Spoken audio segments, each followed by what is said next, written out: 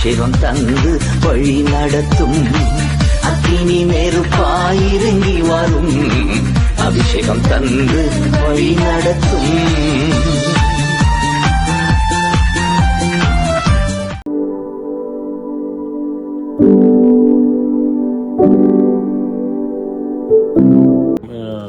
கொரிந்தியர் நிருபத்தை நாங்கள் வாசித்துக் கொண்டிருக்கிறோம்.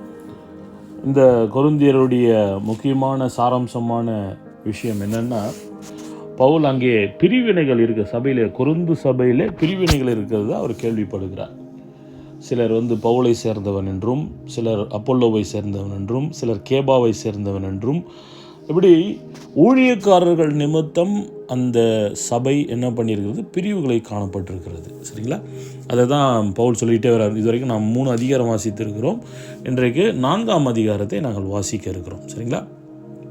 அப்போது இதுவரைக்கும் நாங்கள் கடந்து வந்து பார்த்தீங்கன்னா, அவர் முக்கியமாக சுவிசேஷத்தை குறித்து அங்கே சொல்கிறார். சுவிசேஷம் எங்களுக்கு தேவ பலனாக இருக்கிறது.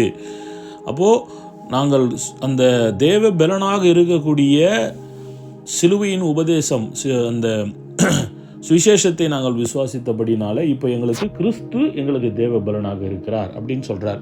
இந்த பிரிவினைகளை நிமித்தம் அதை எக்ஸ்பிளைன் பண்ண வருகிறார். அப்போது அங்கே இப்பொழுது எங்களுக்கு கிறிஸ்து எங்களுக்கு எப்படியாக இருக்கிறார், இங்கே எங்களுக்கு தேவ பலனாகவும் தேவ ஞானமுமாக இருக்கிறார் அப்படின்றத சொல்கிறார். ஆனால் உலக ஜனத்துடைய பார்வையிலே நாம் எப்படிப்பட்டவர்களாக இருக்கிறோம் என்று சொன்னால், நாங்கள் பைத்தியமானவர்களாக, ஈவன் அவங்களுக்கு எப்படி இருக்குது, சுவிசேஷமே பைத்தியமாக தான் இருக்குது. சுவிசேஷத்தை ஏற்றுக்கொண்ட நாங்களும் அவர்கள் எப்படியாக இருக்கிறோம், பைத்தியமானவர்களாக, பலவீனர்களாக. அவர்களுடைய பார்வையில் முதல்ல நாங்கள் எப்படி இருந்தோம்னா, பைத்தியமானவர்களாக, பலவீனமானவர்களாக, இழிவானவர்களாக, அற்பமாக எண்ணப்பட்டவர்களாக, இல்லாதவர்களாக இருந்த எங்களை தான் ஆண்டவர் என்ன பண்ணியிருக்கிறாரு, அந்த விசுவாசத்தினாலே எங்களுக்கு ரட்சிப்பை கொடுத்திருக்கிறார். ஆமென். அது மூலிமா எங்களுக்கு என்ன பண்ணியிருக்கிறார், தேவ பலனும் தேவ ஞானத்தையும் அவர் கொடுத்திருக்கிறார். அப்போ 2வது அதிகாரத்தில் பவுல் சொல்லுகிற முக்கியமான காரியம் என்னன்னா, அப்போது சுவிசேஷத்தை நான் தன்னுடைய என்ன சொல்கிறது, இந்த வாய் ஜாலத்தில் சிறந்த வசனிப்பு, தன்னுடைய பெரிய திறமையெல்லாம் காட்டி, தன்னுடைய பேச்சு திறமை ஞானத்தெல்லாம், மனுஷ ஞானத்தை காட்டி அவர் சொல்லலை. அவர் சொல்கிறாரு, தன்னுடைய எந்தவித ஒரு பெரிய திறமை அதெல்லாம் சொல்லிலாம் சொல்லலை. சத்தியத்தை சத்தியமாக பிரசங்கித்ததாக அங்கே பவுல் சொல்கிறார். எப்படி சொல்கிறார் அவர், நடுக்கத்தோடும் பயத்தோடும் தான் நான் உங்ககிட்ட வந்தேன், சத்தியத்தை சத்தியமாக நான் உங்ககிட்ட சொன்னேன், பெரிய வாய்ஜாலெல்லாம் நான் காட்டல, பெரிய பேச்சு திறமையோடு கூடலாம் நான் உங்களுக்கு சுவிசேஷத்தை சொல்லவில்லை. எப்படி சொன்னேன், சத்தியத்தை சத்தியமாக உங்களுக்கு நான் பிரசங்கித்தேன் அப்படின்னாரு. அப்போது சத்தியத்தை சத்தியமாக பிரசங்கித்து அதை ஏற்றுக்கொண்டு தான் இங்கே கொரிந்து சபை என்ன பண்ணியிருக்கு, ரட்சிக்கப்பட்டிருக்கிறது. இவருடைய பெரிய பேச்சு திறமையினால் வந்திருந்தால், மனுஷ பலத்தினால் கேட்பார்களே தவிர அப்படி வந்தால் கூட நிற்க முடியாது. இப்போ இவர் என்ன சொல்கிறாரு, சத்தியத்தை சத்தியமாக பிரசங்கித்து, அங்கே என்ன நடந்ததுன்னா, சுவிசேஷ டைமில் அங்கே ஆவியினாலும் பலத்தினாலும் உறுதிப்படுத்தப்பட்டிருந்தது. அங்கே தேவனுடைய ஆவியின் பலன் அங்கே கிரியை செய்தது. சுவிசேஷம் சொல்லுகிற இடத்துல என்ன நடந்திருக்குது, அற்புதங்கள் அடையாளங்கள் அங்கே நடந்திருக்கிறது. அதுதான் சொல்கிறாரு கொரிந்து சபைக்கு பவுல். தான் பிரசங்கித்த பொழுது அங்கே பரிசுத்த ஆவியினுடைய பலன் அங்கே கிரியை செய்தது. அதாவது அங்கே எப்படியும் பிசாசுகள் ஓடி இருக்கும், நோய்கள் குணமாகி இருக்கும், அது நமக்கு சொல்லப்படவில்லை. ஆனால் அது இந்த வசனத்து மூலம் நாம் அறிந்து கொள்கிறோம். ஆவியினாலும் பலத்தினாலும் என்ன பண்ணப்பட்டிருந்தது, உறுதிப்படுத்தப்பட்டிருந்தது. ஆனால் அவர் பிரசங்கிச்சது என்ன, நய வசனப்பினால இல்லை, மனுஷ ஞானத்தினால இல்லை. அதை தான் அவர் சொல்கிறார். அப்போது இப்போ தான் சொல்ல வர்றார், இப்படி நாம் சுவிசேஷத்தை ஏற்றுக்கொண்டிருக்கோம், நமக்குள்ளே எதுக்கு பிரிவினை, அது விளக்குறது தான் அவர் சொல்கிறார். அப்படி இருந்தும் தேறினவர்களுக்குள்ளே, இப்போ தேறினவர்கள் ஏன்னா கிறிஸ்துவுக்குள்ளே இவர்கள் எப்படிப்பட்டவர்களாக இருக்கிறார்கள், கொரிந்து சபையினர் அங்கே இயேசு கிறிஸ்துக்குள்ள எல்லா உபதேசத்திலும், எல்லா அறிவிலும், மற்ற எல்லாவற்றிலும் சம்பூர்ணமாக உள்ளவர்களாக இருக்கிறாங்க. பெரிய நல்ல வளர்ந்தவர்களாகத்தான் இருக்கிறார்கள் கொரிந்து சபையினர். அப்படிப்பட்டவர்கள் அங்கே பார்க்குறோம், யாதொரு வரத்திலும் குறைவுள்ளவர்களாக இருந்தாங்க. வரங்கள் வல்லமையில் கூட அவங்கள்கிட்ட கிரியை நடப்பித்து கொண்டிருந்தது. இது சபை தொடங்கி பல வருடங்கள் ஆகிவிட்டு இருந்தன. சரிங்களா? இப்போ இந்த நேரத்தில் சொல்கிறாரு, நீங்கள் எப்படிங்க தேறினவர்களாக இருக்கிறீங்க. அப்போது ஆண்டவர் உலகம் தோற்றத்துக்கு முன்னாடியே தன்னுடைய திட்டமாக வைத்திருந்தது என்ன தெரியுங்களா, தேவ ஞானத்தை கொடுக்கணும், தன்னை விசுவாசிக்கிற பிள்ளைகளுக்கு தேவ ஞானத்தை கொடுக்க வேண்டும் என்பதை அவர் ஒரு திட்டமாக வைத்திருந்தார். மனுஷன் ஞானம் அல்ல, தேவ ஞானம். அந்த தேவ ஞானத்தை கொடுக்கிறது அவர் எப்படி வைத்திருந்தார்? ரகசியமாக வைத்திருந்தார், மறைத்து வைத்திருந்தார், ரகசியமாக வைத்திருந்தார். இதை வெளியில் சொல்லலை ஆண்டவர், தனது திட்டத்தை சொல்லலை. ரட்சிக்கப்பட போகிற தேவனுடைய பிள்ளைகளுக்கு தேவ ஞானத்தை கொடுக்கும்படிக்காக அவர் ஒரு திட்டம் வைத்திருந்தார், ரகசியமாக வைத்திருந்தார். அது தெரியாததுனால தான் இயேசு கிறிஸ்துவை என்ன பண்ணார்கள்? இப்பிரபஞ்சத்து பிரபுக்கள், தங்களை ஞானிகள்னு சொல்கிறவங்க, வேதபாரர்களாகட்டும், ஞானசாஸ்திரிகளாகட்டும், இந்த பிரபுக்களாக இருக்கட்டும், இவங்களுக்கெல்லாம் தெரியாததுனால தான் என்ன பண்ணாங்க? கிறிஸ்துவை அவர்கள் கொலை செய்தார்கள். ஆனால் அது தேவனுடைய திட்டத்தின் ஒரு பகுதியாக இருந்தது, அது அவங்களுக்கே தெரியல. இயேசு கிறிஸ்துவை அவர்கள் கொலை செய்ததே பிதாவின் ஒரு திட்டமாகத்தான் அங்கே இருந்தது. சரிங்களா? அப்போது ஆண்டவர் நமக்கு ஆயத்தம் பண்ணின காரியங்கள், திட்டம் பண்ணி வைத்திருக்கிற காரியங்கள், அங்கே பவுல் சொல்கிறார், அது கண் காணலை, காது கேட்கலை, இருதயத்தில் தோன்றவும் இல்லை, ஆனால் பரிசுத்த ஆவி மூலியமாக தேவன் எங்களுக்கு அதை வெளிப்படுத்தியிருக்கிறார். இல்லையா? நித்திய ஜீவனுக்குரிய காரியங்கள், இம்மைக்குரிய காரியங்கள், மறுமைக்குரிய காரியங்கள் என்னென்னன்றது பரிசுத்த ஆவியானவர் எங்களுக்கு இருதயங்களை எங்களுக்கு வெளிப்பாடுகளை கொடுக்கிறார். ஆனால் அதை உலகத்தாருடைய மனுஷர்கள் ஒருத்தர் கூட புரிஞ்சிக்க முடியாது. அப்போது எங்களுக்கு தேவ ஞானம் எதற்கு கொடுக்கப்பட்டிருக்கிறது? கர்த்தர் எங்களுக்கு ஆயத்தம் பண்ணினவர்களை நாங்கள் அறிந்து கொள்ளும்படிக்காக அந்த தேவ ஞானம் எங்களுக்கு கொடுக்கப்பட்டிருக்கிறது. ஆமென். இதை யாரால புரிஞ்சு கொள்ள முடியாது? உலக ஜனத்தால் புரிஞ்சு கொள்ள முடியாது. ஏன்னு சொன்னால் அவங்க சுவிசேஷத்தை பைத்தியமாக நினைச்சாங்க, சுவிசேஷம் ஏற்றுக்கொண்ட எங்களையும் பைத்தியமாக நினைச்சாங்க. எங்களை அவங்களால் நிதானித்தறிய முடியாது உலக ஜனத்தால். ஆனால் நம்மால, தேவனுடைய பிள்ளைகள், தேவனுடைய ஞானத்தை பெற்ற நாம் மற்றவர்களை நிதானித்து அறிய முடியும். அதை தான் அங்கே பவுல் சொல்லி முடிக்கிறார். ஏன்னா எங்களுக்குள்ள என்ன இருக்கிறது? கிறிஸ்துவின் சிந்தை, ஆண்டவர் யோசிக்கிறத நாங்கள் சிந்தனை, எங்கள் சிந்தனைக்குள்ள அது வருது பரிசுத்த ஆவி மூலியமாக. அப்படிப்பட்ட ஒரு ஞானத்தை நாங்கள் பெற்றிருக்கிறோம், தேவ ஞானத்தை. ஆமென். இப்போ இதெல்லாம் சொல்லிட்டு பவுல் சொல்றாரு, நீங்கள் வளர்ந்துட்டேன்னு நினைச்சேன், ஆனால் நீங்கள் இன்னும் என்ன பண்ணுறீங்க? வளராம தான் இருக்கிறீங்க. உங்களை கிறிஸ்துவுக்குள் குழந்தை என்றும் அங்கே 3ஆம் அதிகாரத்தில் சொல்கிறாரு. என்னது? நீங்கள் இன்னும் எப்படி இருக்கிறீங்கன்னா மாமிசத்துக்குரியவர்களாக தான் இருக்கிறீங்க. நீங்கள் கிறிஸ்தவர்கள் என்று சொல்லியும் எப்படி இருக்கிறீர்கள்? மாமிசத்துக்குரியவர்களாக இருக்கிறீங்க. ஏன் தெரியுமா? உங்களுக்குள்ள ஏன் பிரிவினை காணப்படுது? கிறிஸ்து பிரிந்திருக்கிறாரா? அது முதல் அதிகாரத்தில் சொல்லிடுறாரு. நானா உங்களுக்காக சிலுவையில் அறையப்பட்டேன், என் நாமத்தில் ஞானஸ்தானம் எடுத்தீங்க, நானே சில 2-3 பேருக்கு தான் ஞானஸ்தானம் கொடுத்துருக்குறேன். ஏன்னா இதை வச்சே பெரிய பந்தாவா சில பேர் காட்டுவாங்கன்னு சொல்லிட்டு தான் பவுலே அங்கே கொடுக்கல. பவுல் எப்படி என்ன பண்ணியிருக்கார்? தன்னுடைய சுவிசேஷத்தினாலே அங்கே இயேசு கிறிஸ்துவை ஏற்றுக்கொண்ட பிள்ளைகளுக்கு தன்னுடைய உதவி ஊழியக்காரர்கள் மூலியமாக தான் நாங்கள் ஞானஸ்தானமே கொடுத்துருக்கிறார். சரிங்களா? அதுதான் சொல்கிறாரு, நான் ஞானஸ்தானம் கொடுக்கறதுக்கு வரலை, நான் சுவிசேஷத்தை பிரசங்கிக்க வந்திருக்கிறேன். அதுக்காக ஞானஸ்தானம் வேணான்றது இல்லை, அர்த்தம் இல்லை. ரட்சிப்புக்குரிய காரியத்தில் ஞானஸ்தானம் ஒரு பகுதி. ஆனால் அவருக்கு முக்கியமான ஊழியமாக என்ன இருந்தது? சுவிசேஷத்தை பரப்ப வேண்டும் என்பது தான் பவுலுடைய மிக முக்கியமான ஒரு அழைப்பாக இருந்தது. அதை தான் சொல்கிறார் அவர், நான் சுவிசேஷம் சொல்லும்படிக்கு தான் அழைக்கப்பட்டிருக்கிறேன் அப்படின்னு சொல்லிட்டு. அப்போது இந்த இடத்துல பவுல் 3ஆம் அதிகாரத்தை சொல்லக்கூடிய ஒரு காரியம் என்னன்னா, இப்போ ஊழியக்காரர்கள் நிமித்தம் தான் சபையில் பிரிவு காணப்படுது. நான் அப்போல்லோவை சார்ந்தவன், நான் பவுலை சார்ந்தவன், நான் பேதுருவை சார்ந்தவன் அப்படின்னு சொல்லிட்டு. அப்போ பவுல் என்ன பண்ணுறாருன்னா, தன்னையும் அப்போல்லோவையும் வைத்து தான் ஒரு சில காரியங்களுக்கு விளக்கம் கொடுக்கிறார். என்ன விளக்கம் கொடுக்குறாரு அப்படின்னா, இப்போ பேதுரு அங்கே வந்ததா நமக்கு குறிப்புகள் இல்லை. ஆனால் என்ன சொல்கிறாங்கன்னா, அங்கே ரட்சிக்கப்பட்ட கிறிஸ்தவர்களுக்குள்ளே யூதர்கள் இருந்தார். யூதர்கள் ரட்சிக்கப்பட்டிருந்தார்கள். அவர்கள் தான் பேதுரு ஒரு அணியாக இருந்திருக்கணுன்றது தான் வாதமாக இருக்கிறது. ஏன்னா நாங்களாம் யூதர்கள் அப்படின்ற அந்த பெருமையோடு அந்த பிரிவுகள் இருந்திருக்கலாம் அப்படின்னு. ஏன்னா பவுல் நீங்கள் பவுலும் யூதன் தான், அப்போல்லோவும் யூதன் தான். ஆனால் அவர்கள் புறஜாதிகளுக்கு அதிக முக்கியத்துவம் கொடுத்தபடினால பேதுருவை ஒரு டீம் தனியாக பிரிஞ்சிருக்கணும் அப்படிங்கிற மாதிரி தான் அங்கே சொல்லப்படுகிறது. சரி, விஷயத்துக்கு வருவோம். இப்போது பவுல் என்ன சொல்ல வர்றாருன்னா, அவர் தண்ணியாகட்டும், அப்போல்லோவாகட்டும், பேதுருவையாகட்டும், நாங்கள்லாம் தேவனுடைய ஊழியக்காரர், உங்களுக்கு ஊழியம் செய்யும்படிக்காக தான் நாங்கள் அழைக்கப்பட்டிருக்கிறோம். நீங்கள் கிறிஸ்துவுக்குள் வளரணும், சபை கிறிஸ்துவுக்குள் வளரணும் என்பதற்காகத்தான் ஊழியங்கள், பலவித ஊழியங்களை ஆண்டவர் கொடுத்திருக்கிறார்.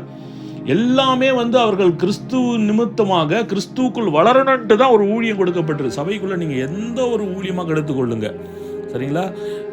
உதாரணத்துக்கு வந்து நீங்கள் ஒரு ஸ்டூவர்ட்டாக நீங்கள் வெளியிலேருந்து ஒரு விசுவாசி அழைக்கிறீங்க, ஒரு சுவிசேஷன் சொல்லி கூட்டி கொண்டு வரீங்க, இல்லை சில பேர் அங்கே ஸ்டூவர்ட்டாக நின்று வரவேற்கிறீங்க, கொண்டு போய் ஒருத்தர் உட்கார வைக்கிறீங்க, ஒருத்தர் அங்கே வர்ஷிப் பண்ணுறீங்க, ஒருத்தர் வந்து அங்கே வந்து மியூசிக் போடுறீங்க, ஒருத்தர் வந்து எலக்ட்ரிக்கல் இன்ஸ்ட்ருமெண்ட் அரேஞ்ச் பண்ணுறாங்க, ஒருத்தர் க்ளீன் பண்ணுறாங்க, ஒருத்தர் டீ போடுறாங்க, ஒருத்தர் சமைக்கிறாங்க, ஒருத்தர் கடைசியாக பிரசங்கம் பண்ணுறாங்க.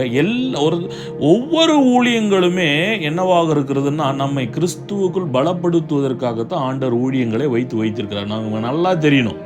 அல்லேலூயா. ஏதோ பிரசங்கம் பண்ணுறவங்களால மட்டும்தான் வந்து அங்கே ஊழியம் வளர்றது அப்படி இல்லை. நீங்கள் சாதாரணமாக கொண்டு போய் ஒரு டீ கொடுக்கறது கூட கர்த்தருக்குள்ளே அங்கே வளர்கிறதுக்கு அது வந்து உதவிகரமாக இருக்கும். அது நம்ம அப்படி அன்பை அங்கே வெளிப்படுத்துவதற்கு அது உதவியாக இருக்கும். அல்லேலூயா. உலகம் வந்து சுயநலமாக வாழ்ந்து கொண்டு இருக்க, நாம் கிறிஸ்துவுக்குள் என்ன பண்ணுறோம்? பொதுநலமாக நாங்கள் இருக்கிறோம். அதனால் வந்து என்ன பண்ண, ஒவ்வொரு ஆத்துமாக்களும் ஏதோ ஒரு விதத்தில் தொடப்படும். நானே என்னுடைய பர்சனலாகவே நான் தொடப்பட்டது எப்படி தெரியுமா? நான் வந்த புதுசாக வந்த நாட்களில் எங்கள் தங்கச்சியுடைய திருமணத்திற்காக நான் சொல்லியிருந்தேன். எனக்காக இல்லை, என் தங்கைக்காக அவர்கள் உபவாசம் பண்ணி ஜெபித்தார்கள். அது எனக்கு பெரிய டச்சிங்காக இருந்தது. என்னடா இது, என்னுடைய தங்கச்சிக்கு இவர்களும் உபவாசம் பண்ணி ஜெபிக்கிறாங்களே திருமணத்திற்காக. அது அவங்க உபவாசி ஜெபித்து முடித்த ஒரு வாரத்திலே எங்களுடைய தங்கைக்குடைய திருமணம் வந்து கைக்கூடி வந்தது. அந்த நாட்களில் எவ்வளோ வருஷமாக நாங்கள் வந்து தேடிக்கொண்டிருந்தோம், எதுவும் அமையலை. அந்த வரன் கூட கிட்டத்தட்ட நான் ஊரில் இருக்கும்போதே பார்த்து பேசி முடிவு பண்ணிட்டு வந்தது தடையாக போச்சு. எங்கள் அம்மாவே அது தடையாக இருந்தாங்க. நான் அது ஜாதகம் செட்டால அது இதுன்னு சொல்லிடுது. ஆனால் அதுக்கு பிறகு 2 ஆண்டுகளுக்கு பிறகு அதே இது ஓகேவாச்சு. அந்த தடைகள் வந்து இவர்கள் உபாசித்து சொல்லி ஒரு வாரத்துக்குள்ளேயே அது காரியங்கள் கைகூடி வந்தது. கடகடன் நாங்கள் திருமணமும் கைகூடி வந்தது. எதுக்கு நான் சொல்ல வரேன்னா, சின்ன சின்ன காரியங்கள் பார்த்தீங்கன்னா அது கிறிஸ்துவுக்குள் நம்மை பலப்படுத்தும். அதெல்லாம் நான் கிறிஸ்துவை ஏற்றுக்கொண்டது ஒரு காரணம். அப்போது இது போல் பல காரியங்கள் நீங்கள் கிறிஸ்துவ நிமித்தம் செய்கிற ஒவ்வொரு ஊழியங்களுமே அங்கே அநேகரை என்ன பண்ணோம்னா கிறிஸ்துவுக்குள் பலப்படுத்துகிறதாக இருக்கிறது. அதை தான் இங்கே பவுல் சொல்கிறாரு. நாங்கள்லாம் எப்படி இருக்கிறோம்? நாங்கள் தேவனுடைய உடன் வேலைக்காரர்களாக இருக்கிறோம். நாங்களாம் வேலைக்காரங்கப்பா. அது இன்னொன்று ஒரு முக்கியமான ஒரு காரியத்தை இப்போ வந்து பவுல் சொல்கிறார். என்னென்னா, நாங்கள்லாம் வந்து ஒன்றா இருக்கிறோம், பவுலும் நானும் ஒன்றா இருக்கிறோம், எங்களுக்குள்ளே என்ன பிரச்சனையும் இல்லை. ஆனால் நீங்கள் ஏன் எங்கள் பேரை வச்சு நீங்கள் வந்து பிரச்சனைப்பட்டுக்கிட்டு குரூப்பாக நிற்கிறீங்க? இப்போது பவுலுக்கும் அப்பல்லோவுக்கும் பிரச்சனையாக வந்து அதனால் சபை பிடியுதா அப்படின்னா கூட பாருங்கள், 2 பேர் ஊழியக்காரன் சண்டை போட்டதுனால இவங்கெல்லாம் பிரிஞ்சிருக்கிறாங்கன்றது என்ன சொல்கிறது, அது ஒரு அப்படி ஊழியக்காரர் சண்டை போடக்கூடாது. ஆனால் ஒரு எக்ஸாம்பிளுக்கு அவர் சொல்கிறார், நாங்கள் 2 பேர் சண்டை போட்டுட்டா இருக்கிறோம், நீங்கள் ஏன் சண்டை எங்கள் பேரை வச்சுக்கிட்டு நீங்கள் ஏன் சண்டை போட்டுக்கிறீங்க? அதான் சொல்கிறாரு, நான் நட்டேன் அப்பல்லோ நீர் பாய்ச்சினான் தேவனே விளைய செய்தார். அதனால் இப்போ நாங்கள் எங்களுக்கு என்ன ஊழியம் கொடுக்கப்பட்டிருக்குதோ அந்த ஊழியத்தை நாங்கள் செய்கிறோம். எனக்கு நடுகிற வேலை, அப்பல்லோவுக்கு நீர் பாய்ச்சிக்கிற வேலை. ஆனால் யார் நட்டாலும் சரி, யார் தண்ணி பாய்ச்சினாலும் சரி, விளைய செய்கிறது ஆண்டவர் தான். நாம் அநேகருக்கு நாங்கள் சுவிசேஷம் அறிவித்திருப்போம், அநேகருக்கு விழுந்து உபதேசம் செய்திருப்போம். ஆனால் பாருங்கள், நம்ம வந்து இவர்கள் ரட்சிக்கப்படுவார்கள் என்று நினைப்போம், அவர்கள் ரட்சிக்கப்பட மாட்டாங்க. போகிற போக்கில் ஒரு சுவிசேஷம் சொல்லிட்டு போவோம், போகிற போக்கில் ஒரு அவங்களுக்காக ஜெபித்திருப்போம், அவர்கள் ரட்சிக்கப்பட்டு உள்ள வருவாங்க. பார்த்துருக்கீங்களா? அல்லேலூயா. அநேக நேரங்கள் அப்படி நடந்திருக்குது. சாதாரணமாக ஒரு சுவிசேஷம் சொல்லியிருப்போம், சிம்பிளாக சொல்லிட்டு போவோம், அது கணக்கிலே எடுக்காமல் சொல்லிட்டு போவோம், அவர்கள் ரட்சிக்கப்பட்டிருப்பார்கள். ஒருத்தருக்கு விடிய விடிய விடிய நம்ம நாள் கணக்கில், மாத கணக்கில், வருஷ கணக்கில் உட்காந்து போதனை பண்ணுவோம், அவங்க கட்சி வரைக்கும் ரசிக்கப்படவே மாட்டாங்க. சும்மா இல்லாத காரணத்தெலாம் சொல்லிட்டு இருந்திருப்பாங்க. அப்போது என்ன விஷயம்னா, யார் நீர் நட்டாலும் யார் நீர் பாய்ச்சினாலும் ஆண்டவர் தான் விளைய செய்ய வேண்டும். அதுதான் இங்கே பவுல் சொல்கிறாரு. ஆண்டவர் அங்கே கிரியை நடப்பிக்கணும். அதனால தான் பவுல் அங்கே சொல்கிறார், என்னுடைய சுவிசேஷம் எப்படி இருக்கிறது? ஆவியினாலும் பலத்தினாலும் உறுதிப்படுத்தப்பட்டதாக இருந்தது. ஆமென். அது ரொம்ப முக்கியமானது. ஆமென். பரிசுத்த ஆவியின் உதவியோடு கூட நாம் சுவிசேஷங்களை சொல்லுகிற பொழுது அங்கே என்ன, கண்டிப்பாக கிரியை நடப்பிக்கும். ஆமென். அப்போது இங்கே பவுல் சொல்கிறார், நான் நட்டேன்றது ஓகே, அது விதை வச்சு அதை சொல்கிறார், நீர் பாய்ச்சின. இன்னொரு விதத்தில் ஒரு பில்டிங் கட்டுறது போல சொல்கிறாரு.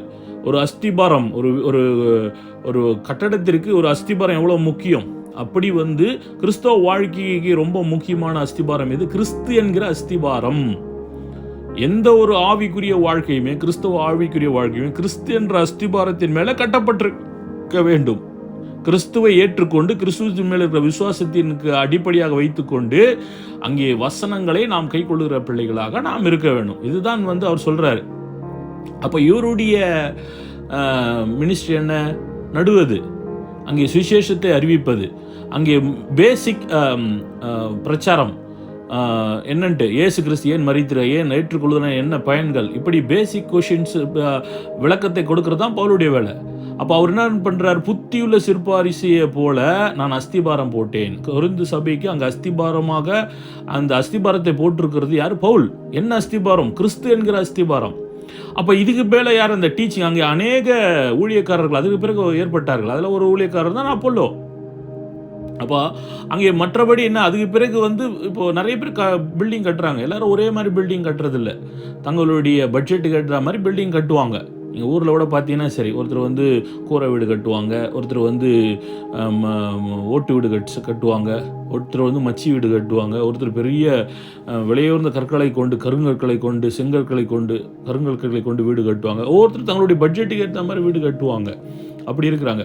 அப்போ பவுல் என்ன சொல்கிறாருன்னா, இப்போ கிறிஸ்து என்ற அஸ்திபாரத்தின் மேலே பொன் வெள்ளி வெளியேறப்பெற்ற கல் இதெல்லாம் கட்டுறது தான் புத்தியுள்ள ஒரு விஷயம். அதாவது என்னென்னா, நாம் எப்படி வசனத்தில் கட்டப்பட்டு இருக்கிறோம், அது ரொம்ப முக்கியமானது. நாம் எந்த அடிப்படையிலே நாம் கற்றுக்கொண்டிருக்கிறோம், வசனங்களை கற்றுக்கொண்ட காரியங்களை எங்கள் வாழ்க்கையை எப்படி நாங்கள் பிரயோஜனப்படுத்தி இருக்கிறோம், எப்படி நடைமுறைப்படுத்தி இருக்கிறோம். அப்போது சோதனை நம்முடைய வாழ்க்கையிலே அக்னி என்கிற சோதனை வருகிற பொழுது நாம் நிற்கிறோமா? யார் ஒருத்தர் நிற்க முடியும்? உங்களுக்குள்ள உங்கள் வாழ்க்கையில் ஒரு பிரச்சனை வருதுன்னா எப்படி நாங்கள் நிற்க முடியும்? கர்த்தருடைய வசனத்தை நாம் நன்றாக அறிந்திருந்தோமானால் மட்டும்தான் என்ன பண்ண முடியும்? உபத்திரவ காலகட்டங்களில், இப்போ பாடுகள் காலத்தில், சோதனை காலகட்டங்களை நம்மளால் நிற்க முடியும். இல்லைன்னா நாங்களே சோர்ந்து போய் விடுவோம். அல்லேலூயா. அப்போ வசனத்தினால கட்டப்பட்ட ஒரு மனுஷன், பொன்னினாலும் வெள்ளியினாலும் வெளியேறப்பட்ட கண்ணினாலும் ஒரு மனுஷன் கிறிஸ்து என்ற அஸ்திபாரத்தின் மேலே கட்டப்பட்டிருக்கிறவன் என்ன பண்ணுவாங்க? சோதனை வந்தால் கூட என்ன பண்ணுவான்? தாங்குவான். ஆனால் சாதாரணமாக புல், வைக்கோல், மரம் சரியானபடி ஒரு மனுஷன் ஆவிக்குரிய விதத்தில் வசனத்தினால் கட்டப்படவில்லை, அவன் வாழ்க்கை கட்டப்படவில்லைன்னா ஒரு சோதனை வந்தாங்கன்னா காணாமல் போயிடுவாங்க, எரிஞ்சு சாம்பலாக போயிடும். அநேகர் பாருங்கள், சபைக்குள்ளே 100 பேர் வருகிறார்கள், எத்தனை பேர் சபைக்குள்ளே நிற்கிறார்கள், எத்தனை பேர் வசனத்தை கை கொண்டு நடக்கிறார்கள், சாட்சிகளாக, உலகத்திற்கு சாட்சியாக, ஒளியாக, உப்பாக, மலை மேல் உள்ள பட்டணமாக நம்ம அதை பார்க்கணும். ஆமென். அப்போது அப்படி சரியான வசனத்தின்படி தங்களுடைய ஆவிக்குரிய வாழ்க்கையை கட்டமைக்காதவர்கள் அந்த ஒரு சோதனைன்னு வரும்போது எரிஞ்சு சாம்பலாக போயிடுவாங்க, காணாமல் போயிடுவாங்க. கிறிஸ்துக்குள் அநேகர் வர்றாங்க, ஓடி போயிடுறாங்க பாருங்கள். அப்போ பிரசங்கம் ரொம்ப இம்பார்ட்டன்ட். அவர்களை கட்டி எழுப்பக்கூடிய பிரசங்கங்கள் இந்த இடத்துல மறைமுகமாக நீங்கள் பார்த்தீங்கன்னா, பவுல் எப்படி தெளிவாக ஒரு விஷயத்த சொல்கிறாரு. அஸ்திபாரத்தை நான் ஒழுங்காக போட்டுட்டேன், ஆனால் பிரசங்கம் இதுக்கு பிறகு ஆவிக்குரிய பிரசங்கம். ஏன்னா அவர் அங்கே கொரிந்தில் இல்லை, அவர் எபேசில் இருக்கிற இந்த கடிதத்தை எழுதுகிற பொழுது அவர் எபேசில் இருக்கிறார். அப்போது இனி அங்கே இருக்கிற ஊழியக்காரர்கள் தான் இப்போ ஒவ்வொரு வாரமும் பிரசங்கிக்கிற அந்த ஒவ்வொரு நாளும் பிரசங்கிக்கிற ஊழியக்காரர்கள் ரொம்ப இம்பார்ட்டன்ட். ஒவ்வொரு நாளும் சும்மா என்ன தடவி கொடுத்துட்டு இருக்கக்கூடாது. புள்ளியும் வைக்கோலியும் மரத்தை வச்சு தடவி கொடுத்து எல்லாரும் ஆசீர்வாதம், வெறும் ஆசீர்வாதம், நீ நல்லா இருப்ப, எல்லாம் அப்படி இல்லை. சத்தியத்தை சத்தியமாக சொல்லணும். ஆசீர்வாதம்ன்றது என்ன தெரியுங்களா? சத்தியத்தை சத்தியமாக பிரசங்கிக்கிறது தான் ஆசீர்வாதம்.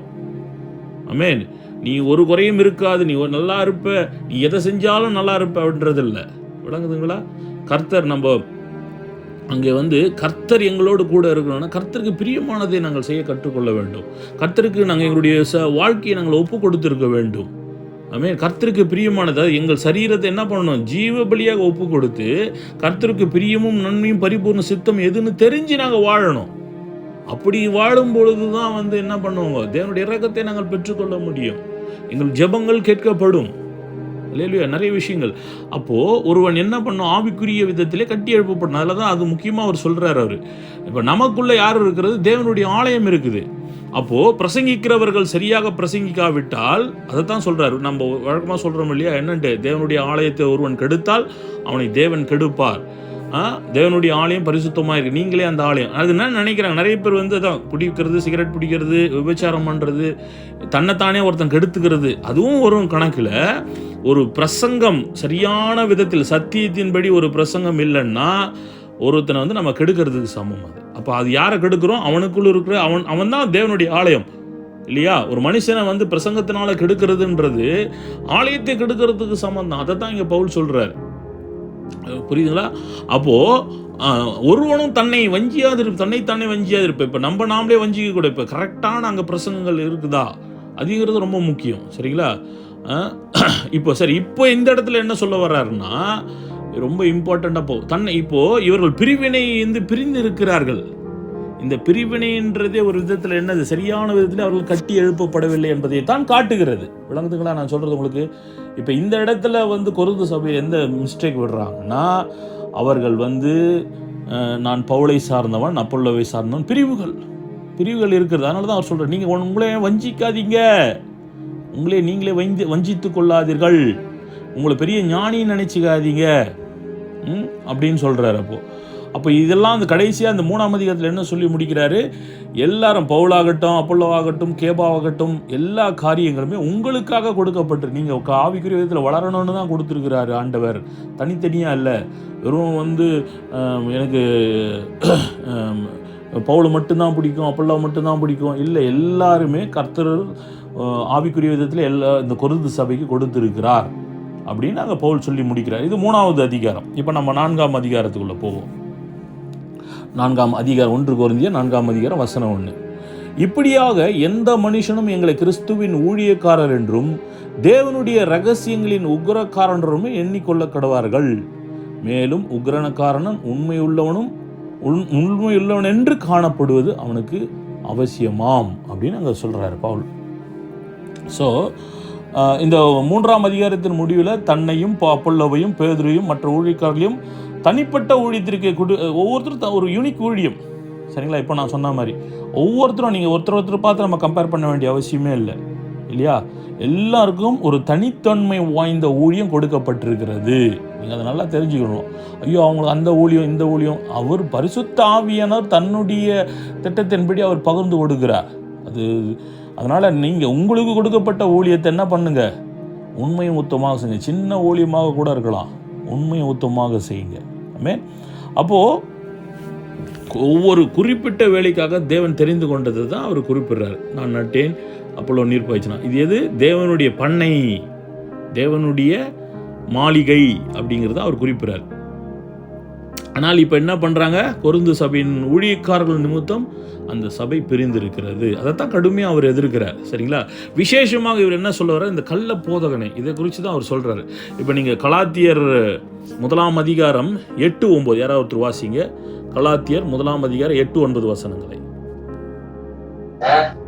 நாங்கள் உங்களுக்கு பிரசங்கித்த சுவிசேஷத்தை அல்லாமல் நாங்களாவது வானத்தில் இருந்து வருகிற ஒரு தூதனாவது வேறொரு சுவிசேஷத்தை உங்களுக்கு பிரசங்கித்தால் அவன் சபிக்கப்பட்டவராய் இருக்க கடவன்.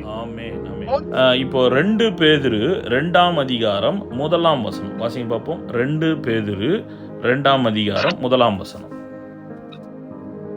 கள்ள தீர்க்கதரிசிகளும் ஜனங்களுக்குள்ளே இருந்தார்கள், அப்படியே உங்களுக்குள்ளும் கள்ள போதகர்கள் இருப்பார்கள். அவர்கள் கேட்டுக்கு ஏதுவான வேத புரட்டுகளை தந்திரமாய் நுழைய பண்ணி தங்களை கிரயத்துக்கு கொல்லப்பட்ட ஆண்டவரை மறுதலித்து தங்களுக்கு தீவிரமான அழிவை வருவித்துக் கொள்ளுகிறார்கள். அப்போ இதில் சில நிருபங்களை நாம் பார்க்கும் பொழுது அந்த கள்ள போதகத்தை குறித்து பவுல் எச்சரிக்கிறது, அங்கே பவுலும் பேதுருவும் எச்சரிக்கிறது குறித்து நம்ம பார்க்குறோம். வேத வசனங்களை கற்றுக் கொடுக்கிறது. இப்போ இந்த இடத்துல பவுல் என்ன சொல்ல வர்றாருன்னா, நீங்கள் எஜமானை பின்பற்ற வேண்டும். எஜமான் யார்? கிறிஸ்து தான் அந்த எஜமானன், ஊழியக்காரர்களை அல்ல. யாரை பின்பற்றணும்? எஜமானனை தான் ஊழியப்படணும். அப்போது இங்கே தேவ ரகசியம் அப்படிங்கிறது என்ன தெரியுங்களா? சுவிசேஷம் தான் தேவனுடைய ரகசியம். அது அந்த பரிசுத்த ஆவியினால தான் அந்த தேவ சுவிசேஷம். அது இப்போ என்ன பண்ணப்படுதுன்னா, அந்த தேவ ரகசியம் எங்களுக்கு தேவன் எங்களுக்கு ஆயத்தம் பண்ணின காரியங்களை அது வெளிப்படுத்துறது தான் தேவ ரகசியம். தேவ ஞானம் எங்களுக்கு கொடுக்கப்படுகிறது. அது யார் மூலியமாக எங்களுக்கு வெளிப்படுகிறதுனா பரிசுத்த ஆவியினால தான் எங்களுக்கு வெளிப்படுகிறது. சரிங்களா? அப்போ யார் இங்கே எஜமானன்? ஆண்டவர் தான். ஆண்டவர் தான் இதெல்லாம் செய்யறது. விளங்குதுங்களா? சுவிசேஷம் மூலியமாக அங்கே எங்களுக்கு தேவ பலன் கொடுக்கப்பட்டு அந்த தேவ ஞானம் எங்களுக்கு எப்படி பரிசுத்த ஆவியினால வெளிப்படுத்துகிறதாக இருக்கிறது. அப்போ பவுல் சொல்கிறதுனால இந்த உக்காரணக்காரன் கிறிஸ்துவின் ஊழியக்காரனும் என்றும் தேவனுடைய ரகசியங்களின் உக்ரக்காரன். ஏன் இந்த தேவ ரகசியம்ன்றது என்னது? தேவ ரகசியன்றது ஆண்டவர் எங்களுக்கு ஆயத்தப்படுத்தினவைகளை இதை எக்ஸ்பிளைன் பண்ணுறது தான் அந்த ஊழியக்காரர்களை வைத்திருக்கிறார். அதை தான் இங்கே பவுல் மேற்கொண்டுக்கிறார். அண்டர்லைன் பண்ணிக்கொள்ளுங்க, தேவ ரகசியம். அந்த தேவ ரகசியன்றது என்னன்னா ஆண்டவர் எங்களுக்கு ஆயத்தம் பண்ணினவர்களை எக்ஸ்பிளைன் பண்ணுறவங்க தான்.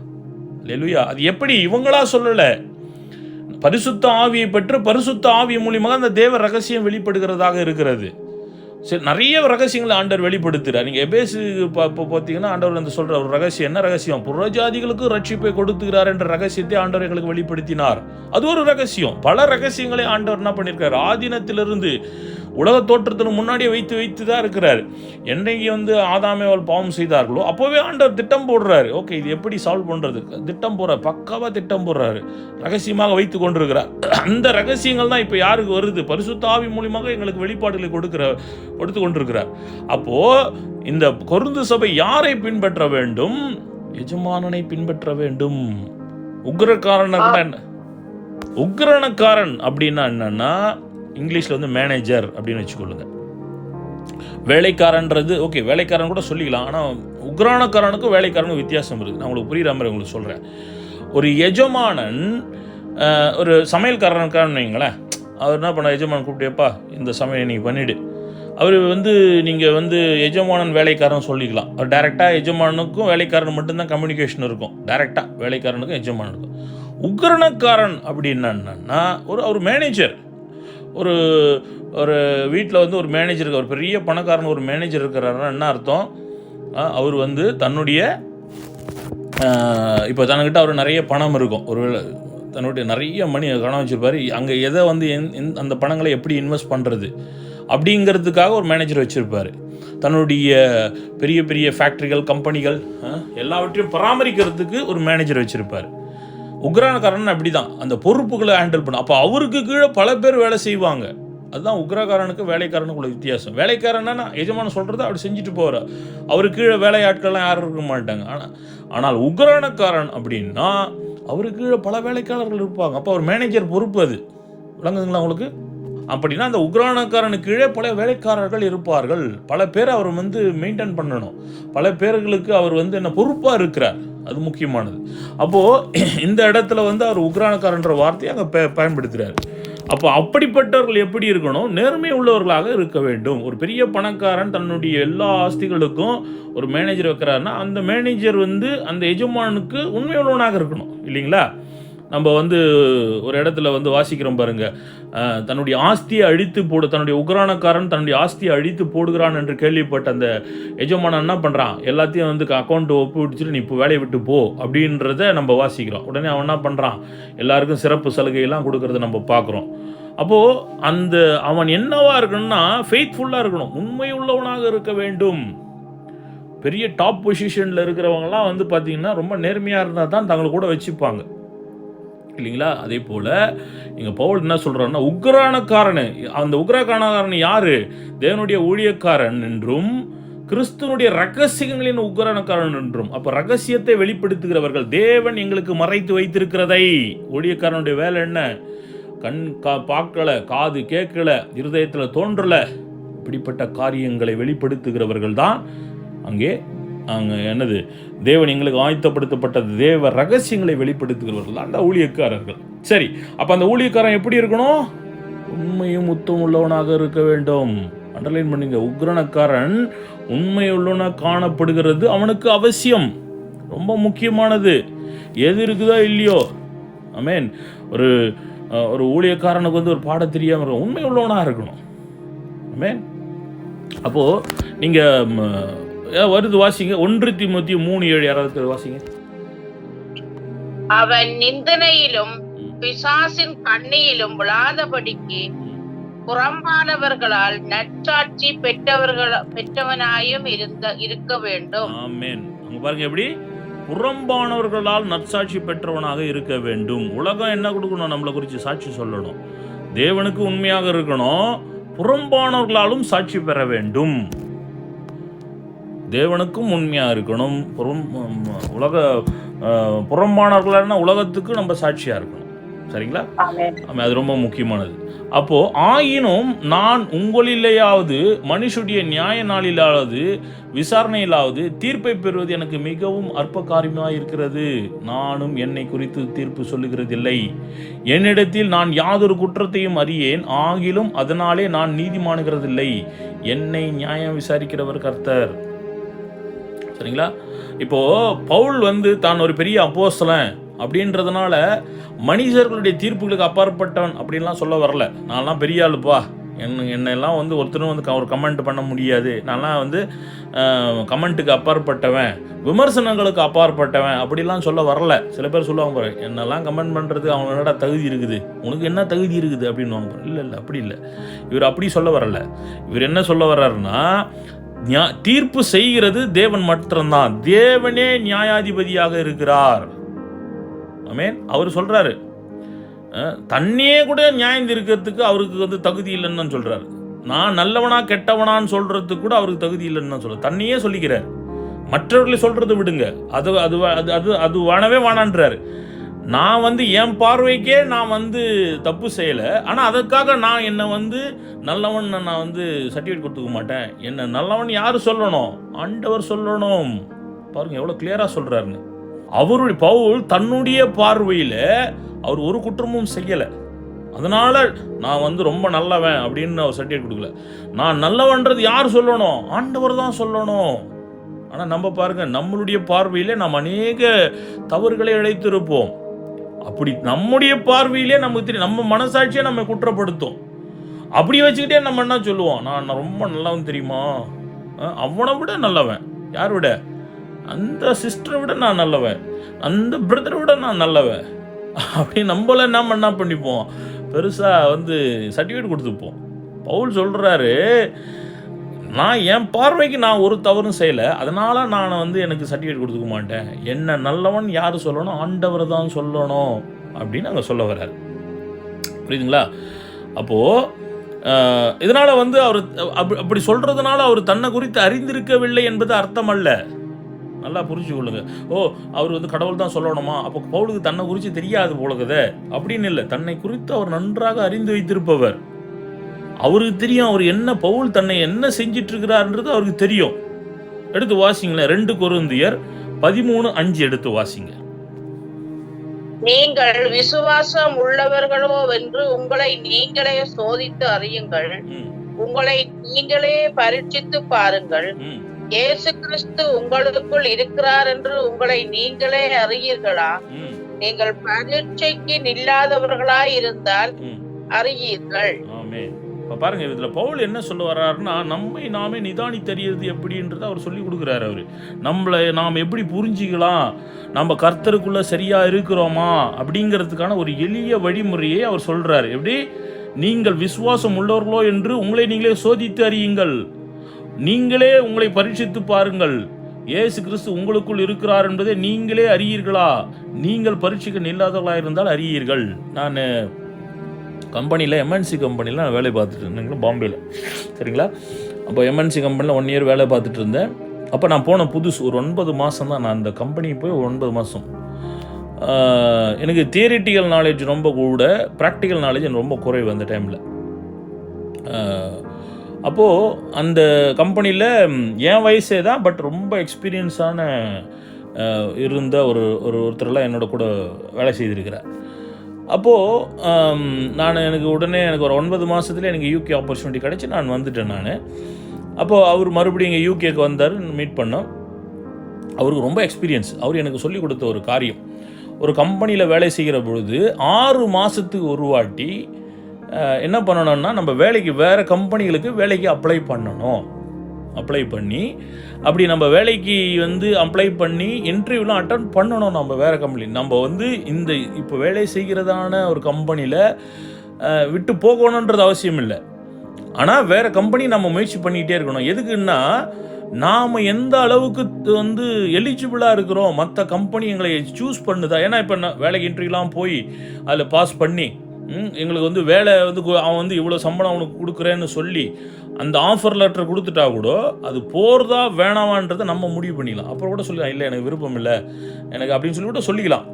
நம்ம ஆஃபர் லெட்டர் கொடுத்துட்ட பிறகு கூட அந்த ஹெச்ஆர் வந்து எங்களுக்கு தொடர்ந்து ஃபோன் பண்ணி கன்ஃபார்ம் பண்ணி கொண்டே இருப்பாங்க. அந்த இன்னொரு கம்பெனியில் போய் வேலைக்கு சேர்ற வரைக்கும் அவங்களுக்கு வந்து ஷுவர் கிடையாது.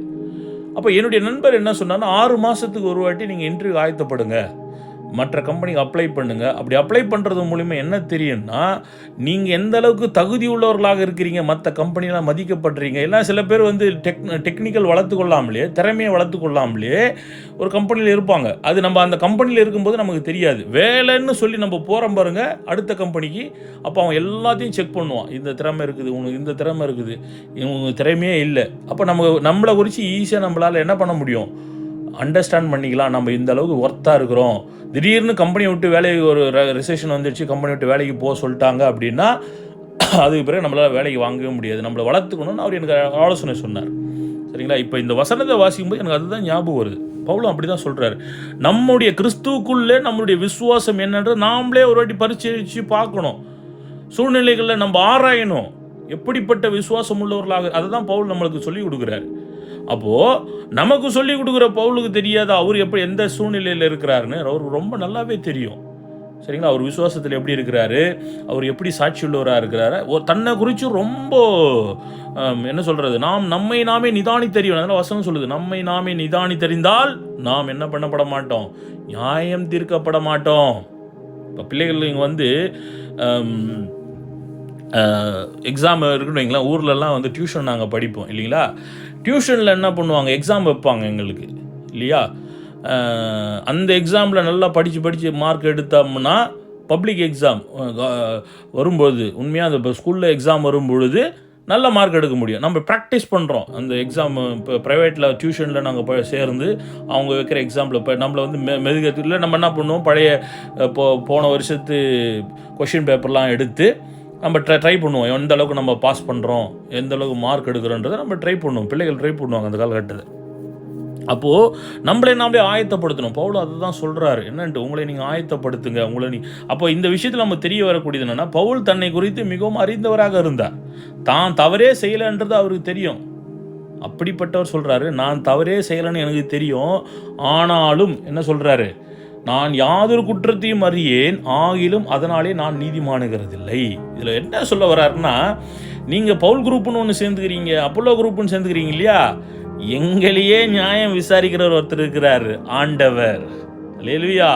ஒரு ஊழியக்காரனாக இருந்தால் கூட அவன் தேவனால நியாயம் விசாரிக்கப்பட வேண்டிய இடத்துல தான் இருக்கிறான். ஊழியக்காரன்றதுனால அவங்கள வந்து நியாய தீர்ப்புக்கு அப்பாற்பட்டவர்கள் அப்படின்னு ஏதாவது இருக்குதா? பவுலே தன்னை சொல்றாரு, நானும் நியாய தீர்ப்புக்கு உட்பட்டவன் தான் அப்படின்னு தான் சொல்ல வர்றாரு. இப்போ ஒரு தேவனால நியாய தீர்ப்புக்கு உட்பட்டு கொண்டிருக்கிற ஒரு ஊழியக்காரர்கள் அவங்கள பேஸ் பண்ணி நீங்க ஏன் வந்து என்ன பண்றீங்க, குரூப்பாக பிரிஞ்சிருக்கிறீங்க? அதுதான் வந்து பவுலுடைய கேள்வியாக இருக்குது. புரியுதுங்களா? ஆனால் பவுல் தன்னை குறித்து கிளியராக சொல்லிடுறாரு, நான் என் பார்வையில் நான் எந்த குற்றமும் நான் செய்யலை, அதனால் நான் நிரபராதின்றது அர்த்தம் இல்லை. எரேமியா 17:9 என்ன சொல்லுது அங்கே பாருங்க, எல்லாவற்றை பார்க்கிலும் இருதயமே திருக்குள்ளதும் மகா கேடு உள்ளதுமாக இருக்கிறது. சில நேரம் நம்மளால் புரிஞ்சு கூட முடியாது. அதனால் புரியுதுங்களா? அதனால் அது வந்து சொல்கிறாருன்னு சொல்ல வரல. அவர் என்ன சொல்கிறாருன்னா, ஒரு மனுஷனும் தன்னை குறித்து வந்து சோதித்து அறிஞ்சானா ஈஸியாக கண்டுபிடிக்கலாம். நமக்கு தெரியும் நம்மளுடைய இருதயம் எந்த அளவுக்கு வந்து இருக்கிறதுன்றது நம்மைக்கு வந்து தெரியும், நமக்கும் ஆண்டவருக்கு தெரியும். அப்போ இங்கே பவுல் என்ன சொல்கிற, ஆகையால் கர்த்தர் வருமளவும் நீங்கள் காலத்துக்கு முன்னே யாதொன்றை குறித்தும் தீர்ப்பு சொல்லாதிருங்கள். இருளிலே மறைந்திருக்கிறவர்களை அவர் வெளியரங்கமாக்கி இருதயங்களின் யோசனைகளையும் வெளிப்படுத்துவார். அப்பொழுது அவனவனுக்குரிய புகழ்ச்சி தேவனால் உண்டாகும். இப்போ இந்த குரூப் ஃபார்ம் ஆகிறதுனால என்ன நடக்கும், ஒருத்தருக்கு ஒருத்தர் விமர்சனங்கள் பண்ணுவாங்க. பவுல் குரூப்பில் இருக்கிறவங்க அப்போலோ குரூப்பை அட்டாக் பண்ணுவாங்க, அவங்க செய்கிற தப்புலாம் அவங்க சுட்டி காட்டுவாங்க, நியாய தீர்ப்பு செய்வார்கள். அது மாதிரி ஒருத்தருக்கு ஒருத்தர் என்ன பண்ணுவாங்கன்னா, எதிர் குரூப்பை வந்து நியாய தீர்ப்பு செய்வாங்க. பார்த்தீங்களா, அவங்க இப்படி பண்ணுறாங்க அப்படி பண்ணுறாங்க, ஒருத்தர் பிடிக்காமல் போயிடுச்சுன்னு பாருங்களேன். நம்ம என்ன பண்ணுறோம், அவங்க செய்கிற குறைகளை சின்ன குறைகளையும் என்ன பண்ணுறோம், பெருசுபடுத்தி அவங்க இப்படி அவங்க அப்படி நியாய தீர்ப்பு செய்ய தொடங்கிடுவோம். அதை தான் இங்கே பவுல் சொல்ல வர்றார். இந்த குரூப்பு பிரிகிறதுனால முக்கியமான பிரச்சனை என்னென்னா, ஒரு குரூப்பு இன்னொரு குரூப்பை வந்து நியாய தீர்ப்பு செய்து விடுவார்கள். அதுக்கு தான் சொல்ல வர்றாரு, எங்களையே நியாய தீர்ப்பு பண்ணுறவர் ஆண்டவர்ப்பா, அதனால் நீங்கள் என்ன பண்ணாதீங்க, ஆண்டவர் நியாய தீர்ப்பு செய்யட்டும், நீங்கள் வந்து ஒருத்தருக்கு ஒருத்தர் நியாய தீர்ப்பு செய்தாதீர்கள் அப்படிங்கிறது தான் அவர் சொல்கிறாரு. இப்போ நீங்கள் 1 சாமுவேல் 16:7 ஆண்டவர் என்ன சொல்கிறார்? மனுஷன் பார்க்கிறபடி நான் பார்க்க மாட்டேன், கர்த்தர் இருதயத்தை பார்க்கிறவர். நம்ம அங்கே வந்து முகத்தை தான் பார்ப்போம். ஈவன் ஆப்வியஸ்லி ஒரு ஊழியக்காரன் தவறே செய்கிறான்னு கூட வச்சுக்கொள்ளுங்களேன், அந்த தவறு செய்கிறதை நாங்கள் பார்ப்போம். ஆனால் அவன் மனம் திரும்புறது யாரும் பார்க்க மாட்டோம். அது கர்த்தருக்கு மட்டும்தான் அறிவார். விளங்குதுங்களா உங்களுக்கு சொல்கிறது? அநேகர் நாம் பல வருஷங்கள் ஒரு ஒரு ஊழியக்காரர்கள் செய்த தவறை கூட பல வருஷங்கள் நம்ம பேசிகிட்டு இருப்போம்.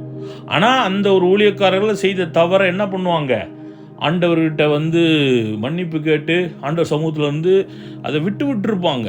அதை நம்ம பார்க்க மாட்டோம். ஏன்னா மறைவில் நடக்கிறது. அது மறைவிலே அவர்கள் என்ன பண்ணியிருப்பாங்க? கர்த்தருடைய சமூகத்தில் இருந்து கதறி அழுது மன்னிப்பு கேட்டு அதை வந்து மாற்றிக்கொண்டிருப்பார்கள். மாற்றிக்கொண்டதை நாம் அறியாமல் அவர் செய்த தவறையே நாங்கள் மறுபடி பேசிக்கொண்டிருப்போம். அதனால தான் பவுல் சொல்கிறார், கர்த்தர் வந்து இருதயத்தை அங்கே வந்து நமக்கு வசனம் இருக்குது, கர்த்தர் இருதயத்தை பார்க்கிறார், மனுஷன் பார்க்கிறபடி பார்க்கறதில்லை. சாமுவேல் அப்படி போடப்பட்டிருக்கு.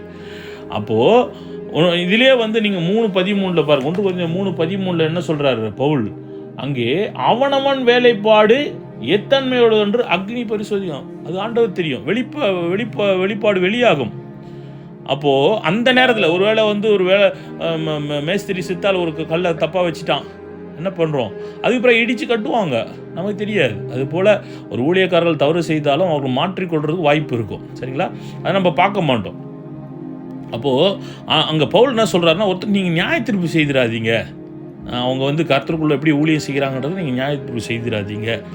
அது ஆண்டவர் வர்ற வரைக்கும் அவங்களுக்கு வாய்ப்பு இருக்குது. ஏன்னா ஆண்டவர் தான் வந்து எஜமானன். விழுந்தாலும் என்ன பண்ணுவார்? அவர் தான் தூக்கி எடுத்து விடுவார் ஒரு வேலைக்காரனை. அதனால் நாம் வந்து காலத்துக்கு முன்பு யாதொரு தீர்ப்பும் சொல்லக்கூடாது அப்படின்ற அந்த அடிப்படையில் அவர் சொல்கிறார். சகோதரரே, எழுதப்பட்டதற்கு மிஞ்சி எண்ண வேண்டாம் என்று நீங்கள் எங்களாலே கற்றுக்கொள்ளவும், ஒருவனும் ஒருவர் நிமித்தமும் மற்றவனுக்கு விரோதமாய் இருமாப்படையாதிருக்கவும் நான் உங்கள் நிமித்தம் என்னையும் அப்பொல்லையும் திருஷ்டாந்தமாக வைத்தவர்களை எழுதினேன் அப்படின்றார். சரிங்களா? இப்போ வார்த்தைகள் வசனங்கள்லாம் யாரால் கொடுக்கப்பட்டிருக்கிறது?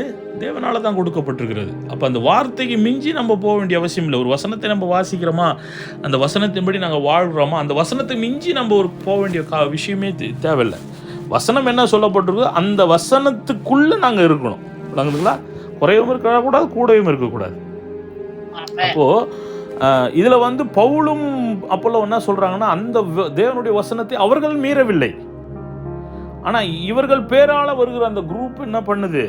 தங்களுடைய உணர்வுகளை, சுய விருப்பங்களை, சுய கருத்துக்களை, அது வந்து தேவனுடைய வார்த்தையை மீறுகிறதாக இருக்கிறது. அதனால தான் அவர் பவுல் சொல்கிறார் என்னன்ட்டு, எழுதப்பட்டதற்கு மிஞ்சி எண்ணாதீங்க அப்படின்ட்டு. ஆமென்.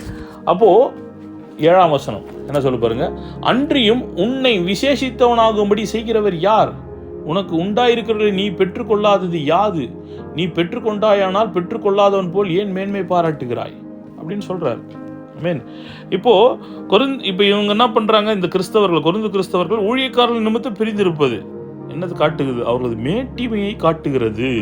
முக்கியமானது அதுதான். சில பேர் பாருங்க, நாங்கள் வந்து இந்த பகுதி உண்மையாக வருத்தக்கூடிய ஜாதி பார்க்கிறார்கள். ஒரு குறிப்பிட்ட இடத்தினால் ஒரு குரூப் சேர்றாங்க, இந்த பகுதி சேர்ந்தவர்கள். அதுபோல் வந்து நாங்கள் படித்தவங்க ஒரு குரூப்பு, படிக்காதவங்க ஒரு குரூப்பு, இப்படிலாம் ஒன்றும் கிடையாது ஆண்டவருக்குள்ளே. அதெல்லாம் வந்து மேட்டிமை நிமித்தம் அந்த மாதிரி குரூப்புகள் வந்து ஃபார்ம் ஆகுது இல்லைங்களா? ஆண்டவர் என்ன சொல்லிட்டாரு? யூதன் என்றும் இல்லை, கிரேக்கனும் என்றும் இல்லை,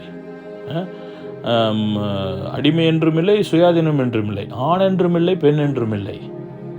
அல்லேலூயா. அது ரொம்ப முக்கியமானது. அப்போது இந்த மேட்டிமையினால தான் இவர்கள் பிரிந்திருக்கிறார்கள்ன்றது அவர் சொல்ல வர்றாரு. சரிங்களா? இப்போ தீத்து 3:9 நம்ம வாசித்து பாருங்களேன். பவுல் அதில் அழகாக அவர் சொல்கிறார், புத்தீன தர்க்கங்கள் அது நம்ம வந்து இருக்கக்கூடாது எங்கள் வாழ்க்கையில். தர்க்கம் வந்து பிரயோஜனமாக இருக்கணும். புத்தியீன தர்க்கங்கள், பிரயோஜனம் இல்லாத ஆர்கியூமெண்ட்டில் நிறைய பேருங்க பிரயோஜனம் இல்லாத ஆர்கியூமெண்ட்டுக்குள்ளே போயிட்டுருப்பாங்க. தேவையானதை விட்டுடுவாங்க. அவங்க உள்ளே போய்ட்டு ஆர்கியூமெண்ட் பண்ணால் நம்மளுக்கு வந்து மண்டை தான் வலிக்கும். அந்த அளவுக்கு தேவையில்லாத வசனங்கள் காரியங்கள் எடுத்து வீண் வாதங்களை பண்ணிகிட்ருப்பாங்க. சரிங்களா? அப்போது இதிலே வந்து 1 Corinthians 1:10 பாருங்கள் என்ன சொல்கிறாரு பவுல்? ஏக மனதும் ஏக யோசனையும். அப்போது கிறிஸ்தவர் நாம் எப்படி இருக்க வேண்டும்? ஏக மனதோடு ஏக யோசனையில் இருக்கணும். அப்போ ஒருத்தருக்குள்ள கருத்து வேறுபாடுகள் ஏற்பட்டால் கிறிஸ்துவின் நிமித்தம் நம்ம என்ன பண்ண அதை ஏற்றுக்கொள்ள வேண்டும். 2 பேரும் 2 ஒப்பீனியன் இருக்கலாம், தவறு இல்லை. ஆனால் கிறிஸ்துவின் நிமித்தம் நாங்கள் ஐக்கியமாக இருப்பதற்கு நாம் ஒரு கருத்துக்களை ஏற்றுக்கொள்ள வேண்டும் அப்படிங்கிறத அவர் சொல்கிறாரு. ஈவன் நீங்கள் யோவான் 17:22 கூட நீங்கள் வாசித்து பாருங்கள், என்ன சொல்லுறது அங்கே. இயேசு சொல்கிறாரு பிதாவிடத்தில், பிதா நாம் ஒன்றாக இருக்கிறது போல அவர்களும் ஒன்றாக இருக்கும்படி அப்படின்றாங்க வசனத்தை நாங்கள். அப்படின்னா என்ன அர்த்தம்? இயேசு கிறிஸ்து என்ன விரும்புகிறார்? தன்னுடைய பிள்ளைகள், நாம் சபையாகிய நாம் ஒரு மனத்தோடு ஐக்கியப்பட்டிருக்கணுன்றதை தான் அவர் விரும்புகிறார். ஆமென். இப்போ இந்த இடத்துல உன்னை விசேஷித்தவனாக்கும்படி செய்கிறவர் யார்? நம்ம என்ன நினைச்சோம், நம்ம ஒரு சபைக்குள்ள நம்ம ஒரு பெரிய ஸ்பெஷல் அப்படின்னு நம்ம நினச்சிக்கிறோம். இல்லைங்களா? இந்த மேட்டிமை எங்கேருந்து வருதுன்னா, நான் படித்தவன், நான் இந்த பகுதியிலேருந்து வர்றேன், நான் இவ்வளோ திறமை இருக்குது அப்படின்னு நம்ம விசேஷித்தவர்களாக நினைக்கிறதுனால தான் எங்களுக்கு ப்ரௌடே வருது. நல்லா தெரிஞ்சுக்கொள்ளுங்க. மேட்டிமை எதனால் வருதுன்னா, நாம் மற்றவர்களை விட விசேஷித்தமானவர்கள். ஊரில் கூட என்ன ஜாதி பிரச்சனை வருது, அந்த ஜாதியோட நான் பெரியவன் அப்படின்ற ஒரு உணர்வு தான் ஜாதி பிரச்சனைக்கு காரணமாக இருக்குது. அது ஒரு மேட்டிமை. அப்போது கிறிஸ்துவுக்குள் இருக்கிற நமக்கு அந்த மேட்டிமை இருக்கிறது. ஆனால் கிறிஸ்துவுக்கு முன் எப்படி எல்லாரும் ஒன்று தான். நல்லா தெரிஞ்சுக்கொள்ளுங்க. கிறிஸ்துவுக்குள் எல்லாரும் ஒன்று தான். ஊழியங்கள் வேற இருக்கலாம், கொடுக்கப்பட்ட ஊழியங்கள் வேற இருக்கலாம், அதனால அவங்க ஸ்பெஷல்ன்றது இல்லை. தேவனுடைய பிள்ளை எல்லாருமே தேவனுடைய பிள்ளைகள் தான். உங்களுக்கு ஒரு 5 பள்ளிகள் இருக்குன்னு சொன்னால் 5மே உங்களுடைய பார்வையில் ஒன்று தான். ஒவ்வொரு கேரக்டராக இருக்கும். ஒன்று படிச்சிருக்கோம், ஒன்று படிக்காமல் இருக்கும், ஒன்று உயரமாக இருக்கும், குட்டையாக இருக்கும், வித்தியாசங்கள் இருக்கலாம். அதே போல் நமக்கு கொடுக்கப்பட்டிருக்க ஊழியங்கள் வித்தியாசமாக இருக்கலாம். ஆனால் நாம் எல்லாருமே எப்படிப்பட்டவர்களாக இருக்கிறோம்? கிறிஸ்துவுக்கு முன் சமமாகத்தான் இருக்கிறோம். அதனால தான் சொல்கிறார், உன்னை விசேஷித்தவனாகும்படி செய்கிறவர் யார்? உன்னை யாருப்பா உனக்கு ஸ்பெஷல், நீ உன்னை விசேஷத்துன்னு சொன்னது? உனக்கு உண்டாயிருக்கிறவர்களில் பெற்றுக்கொள்ளாதது யாது? நாம் பெற்றிருக்கிற எல்லாமே யாரால் பெற்றிருக்கிறோம்? நல்லா சொல்லுங்களேன். தேவனால் பெற்றிருக்கிறோம். இப்போ வெறும் ஆசீர்வாதம், எனக்கு கிடைச்ச வேலை, எனக்கு கிடைச்ச பணம், எனக்கு கிடைச்ச பெரிய ஆசீர்வாதம், அது மட்டும் இல்லை. யாக்கோபு 1:17 நன்மையான எந்த ஈவும் பூரணமான எந்த வரனும் பரத்திலிருந்து உண்டாகி ஜோதிகளின் பிதாவிடத்தில் இறங்கி வருகிறது. அதில் ஒவ்வொரு அதில் என்னென்னா வெறும் ஆசீர்வாதம், அதில் நமக்கு கொடுக்கப்பட்டிருக்கிற குணாதிசயங்களும் இருக்குது. கிறிஸ்துக்குள் வந்த பிறகு அந்த குணாதிசயத்தை யார் கொடுக்கறது? ஆண்டவர் தான் கொடுக்குறார். ஆவிக்குரிய கனிகள் யார் கொடுக்கறது? ஆண்டவர் தான் கொடுக்குறாரு. எங்களுக்கு திறமைகளை யார் கொடுக்கறது? ஆண்டவர் தான் கொடுக்குறாரு. ஆளுமை பண்புகளை யார் கொடுக்கறது? ஆண்டவர் தான் கொடுக்கிறார். அப்போ எங்களுடைய சுபாவங்களை கூட யார் கொடுக்கறதுன்னா ஆண்டவர் கொடுக்கிறார். ஆவிக்குரிய வரங்கள், பரிசுத்த ஆவியின் வரங்கள் பார்த்துருக்கோம் நம்ம 9 வரங்கள். அந்த வரங்களை கொடுக்கிறது யார்? ஆண்டவர் தான். தீர்க்கதரிசன வரங்களை கொடுப்பது யார்? ஆண்டவர். அங்கே பிரசங்கிக்கிற திறமையை கொடுக்குறது, ஞானத்தின் வரம் யார் கொடுத்தது? ஆண்டவர். அறிவுள்ள பிரசங்கம் யார் கொடுத்தது? ஆண்டவர். பிசாசுகளை துரத்துகிறது யார்? ஆண்டவர். நோய்களை குணப்படுத்துகிற வரத்தை கொடுத்தது யார்? ஆண்டவர். இதெல்லாம் ஆண்டவர் கொடுத்தது தானே, இல்லைங்களா? ஆனால் இப்போ இதெல்லாம் எப்படி இதெல்லாம் அவங்களுக்கு கிடைச்சிருக்குது. அதனால தான் முதல் வாதியார் சொல்லுவார் என்னன்ட்டு, நீங்கள் யாதொரு வரத்தையும் குறைவில்லாதவர்களாக இருக்கீங்க. வரத்தில் ஆண்டவர் குறைவு கொடுக்கல, புரியுதுங்களா? ஆனால் இப்போ இங்கே என்ன, இதெல்லாம் தேவனுடைய கிருபையினால் அவர்களுக்கு கிடைத்திருக்கிறது, புரியுதுங்களா? இப்போ என்ன பண்ணுறாங்க, தேவன் தன்னுடைய கிருபையினால் கொடுத்துருக்க வரங்களை தங்களுடைய சுய விருப்பு சுய சித்தங்களுக்காக மற்றவர்களுக்கு விரோதமாய் பயன்படுத்துகிறார்கள். அதுதான் இப்போ பிரச்சனையாக இருக்குது. விளங்குதுங்களா? இவர்கள் கொரிந்து சபையில் அங்கே வரத்தினால் நிறைந்தவர்களாக இருக்கிறார்கள். ஆனால் இப்போ என்ன, ஒரு பகுதி மேட்டிமை வந்துச்சு. அந்த மேட்டிமை நிமித்தம் அதை இப்போ என்னவா பயன்படுத்துகிறாங்க? மற்றவர்களுக்கு விரோதமாக, அந்த ஊழியக்காரனுக்கு விரோதமாக. பவுல் குரூப்பு அப்போலோவுக்கு விரோதமாக, அப்போலோ குரூப்பு பேதுருக்கு விரோதமாக, பேதுரு குரூப்பு பவுலுக்கு விரோதமாக நியாயம் தீர்ப்பு செய்கிறார்கள். இல்லைங்களா? இது ஒரு விதத்தில் இது ஒரு புத்தி இல்லாத தன்மை தான் காட்டுகிறது. இவர்களுடைய அந்த ப்ரௌடும் அந்த அரகண்ட் தன்மையும் என்ன பண்ணுது, அது மற்றவர்களை குற்றம் நியாயம் தீர்க்க செய்கிறது. ஒருத்தர் பிடிக்காமல் போயிடுச்சுன்னா அவ்வளோதான், அவங்கள குறித்து நியாய தீர்ப்பு பண்ணிகிட்டே இருப்போம் நம்மளை அறியாமல். அதுதான் உண்மை, அதில் மாற்று கருத்தே இல்லை. சரிங்களா? சரி, இப்போ 8வது வசனத்துக்கு போவோம். இப்போ என்னென்று, இப்பொழுது திருப்தி அடைந்திருக்கிறீர்களே, இப்பொழுது ஐஸ்வர்யவன்களாக இருக்கிறீர்களே, எங்களை எல்லாமல் ஆளுகிறீர்களே, நீங்கள் ஆளுகிறவரானால் நலமாயிருக்கும், அப்பொழுது உங்களுடன் கூட நாங்களும் ஆளுவோமே அப்படின்றார். அப்போது இப்போ கிறிஸ்துவனிடத்தில் வந்து இவங்க என்ன எல்லாம் பெற்றுக்கொண்டது யார் மூலியமாக பெற்றுக்கொண்டிருக்காங்க? கிறிஸ்து மூலியமாக தான். ஆனால் இவங்க எப்படி தெரியுமா காட்டிடுறாங்க? ஆனால் எங்களுக்கு ஒரு குறையும் இல்லைங்க, எங்களுக்கு ஒரு பிரச்சனையும் இல்லைங்க, எங்கள் ஆண்டவர் நிறைவாக ஆசீர்வதித்திருக்கிறார் அப்படின்ட்டு என்னென்ன ஒரு போலியாக வார்த்தையை சொல்லுகிறார்கள். சரிங்களா? அப்போது இவருடைய சுபாவம் எப்படி மாறி போச்சுன்னா, ஒரு ராஜா மாதிரி மற்றவங்களை ராஜா தான் நியாய தீர்ப்பு செய்வார் இல்லையா? உலகம் பிரகாரம் பார்த்தா ராஜாக்கள் தான் மற்றவர்கள் மீது நியாய தீர்ப்பு செய்வார்கள். சரிங்களா? இப்போ இவர்கள் வந்து தேவனுடைய சித்தத்தின்படி வாழவில்லை, ஆனாலும் தங்களை வந்து ஆண்டவர் ஆசீர்வதிக்கிறார் அப்படின்னு சொல்லிட்டு இருக்கிறாங்க. அதை தான் இப்போ பவுல் மீன் பண்ணுறாரு. அது சரிங்களா? அவங்க ஆக்சுவலி அப்படியே நடிக்கிறாங்க. அவங்க வந்து தேவனுக்கு இடத்துல ஒப்பு கொடுக்குறவர்களாக இருக்கிறாங்க, கணக்கு ஒப்புக்க வேண்டிய இடத்துல இருக்கிறாங்க. நல்லா தெரிஞ்சு கொள்ளுங்க. மிஞ்சி என்ன வேண்டாம், நீங்கள் 1 கொரிந்தியர் 4:6 பாருங்கள், மிஞ்சி என்ன வேண்டாம் அப்படிங்கிறத அவர் பவுல் அங்கே சொல்கிறாரு. அப்போது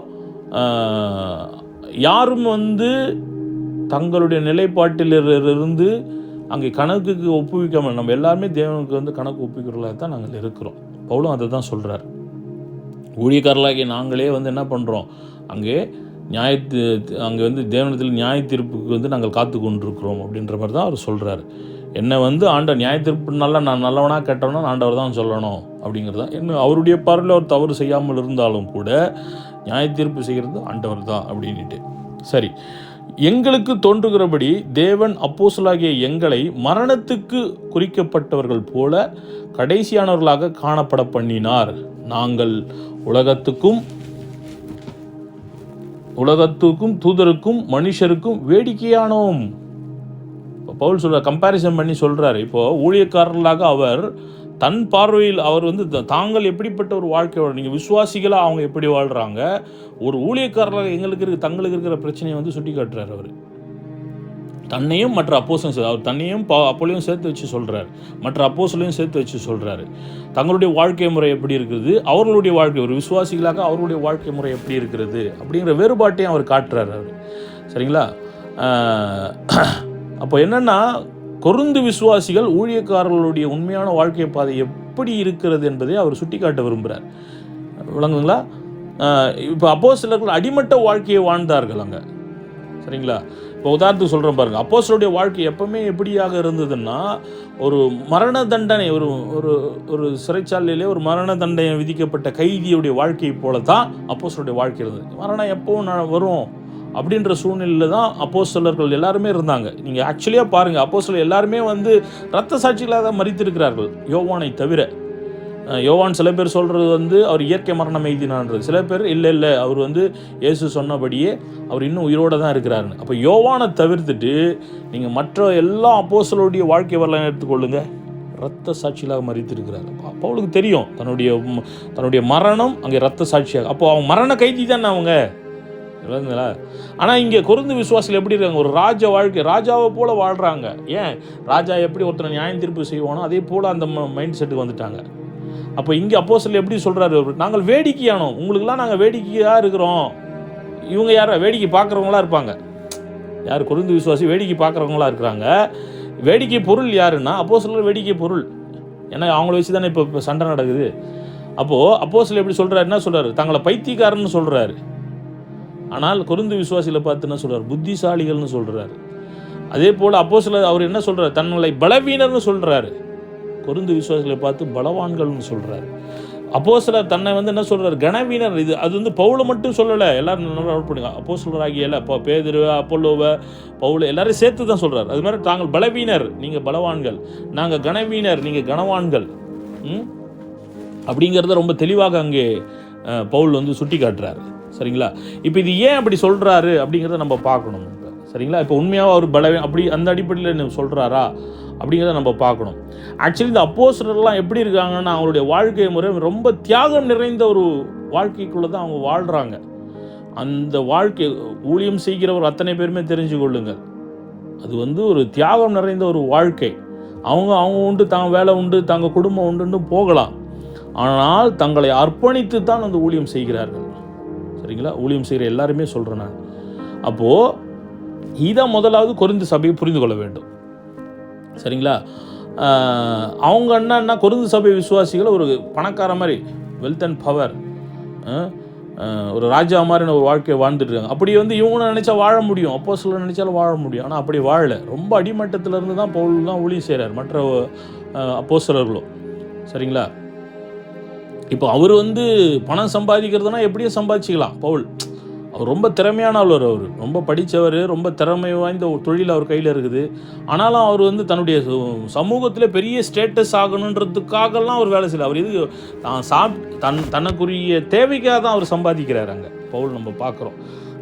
ஈவன் மற்ற எந்த அப்போஸ்தலரும் வேலை செய்யலை, பவுல் மட்டும் அங்கே வேலை செய்கிறத பார்க்குறோம். ஏன் தெரியுமா? அவர் அதே சொல்ல நான் வந்து ஒருத்தம் கூட என்னை வந்து குற்றப்படுத்திடக்கூடாது, அதுக்காக நான் வந்து வேலைக்கு எனக்கு தேவையானதுக்காக நான் வேலை செய்கிறேன். தன்னுடைய சொந்த சாப்பாட்டுக்காக அங்கே வேலை செய்து தான் பவுல் அங்கே சாப்பிட்றார். பவுல் மட்டும்தான் அப்படி. ஆனால் மற்ற அப்போஸ்தலர் முழு நேர ஊழியத்தில் தான் இருக்கிறாங்க.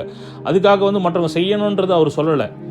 அவர் என்ன சொல்கிறாருன்னா, ஊழியம் செய்கிறவன் ஊழியத்தினாலே பிழைப்பு நடத்த வேண்டும் பவுல் சொல்கிறாரு. போரடிக்கிறவன் மாட்டின் வாயை கட்டாயாக, சுவிசேஷம் செய்கிறவனுக்கு சுவிசேஷத்தினாலே பிழைப்பு உண்டு என்று கர்த்தர் கட்டளையிட்டு இருக்கிறார். நாம் இந்த கொரிந்து சபையை உண்டாக்குனதே பவுல் தான். அவர் வந்து என்ன பண்ணலாம், அங்கே அந்த ஜனங்க கிட்ட காணிக்க வாங்கலாம். ஆனால் அதை கூட அவர் வாங்கலை. அவர் தனக்கு தேவையானது கூட என்ன பண்ணுறாரு, உழைச்சி தான் சம்பாதிக்கிறார். அதுக்காக மற்றவங்க உழைக்கணுன்றது அவர் சொல்ல வரல.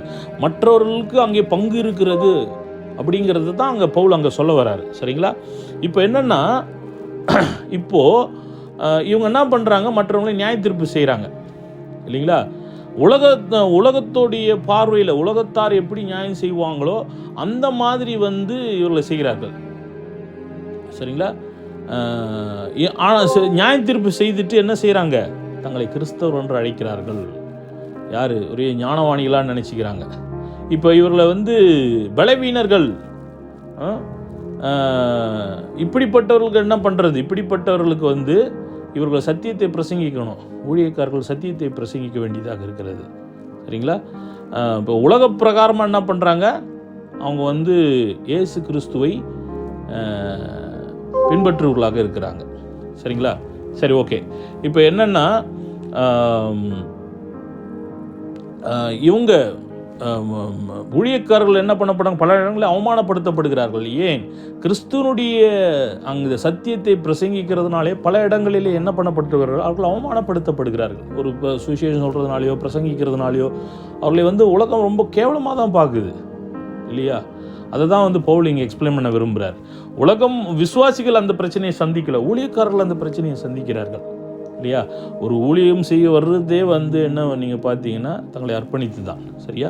அந்த பாயிண்ட் ரொம்ப முக்கியமானது. சரி, இப்போ இதில் என்னன்னா, பவுலும் அப்பல்லோவும் அங்கே ஒன்றாக இருக்கிறார்கள். பவுலும் அப்பல்லோவோட ஒரு பிரச்சனையும் இல்லை. அவர் என்ன சொல்கிறாரு பாருங்கள். இப்போது நாங்கள் கிறிஸ்துவின் நிமித்தம் பைத்தியக்காரர், நீங்கள் கிறிஸ்துவில் புத்திசாலிகள். நாங்கள் பலவீனர், நீங்கள் பலவான்கள்.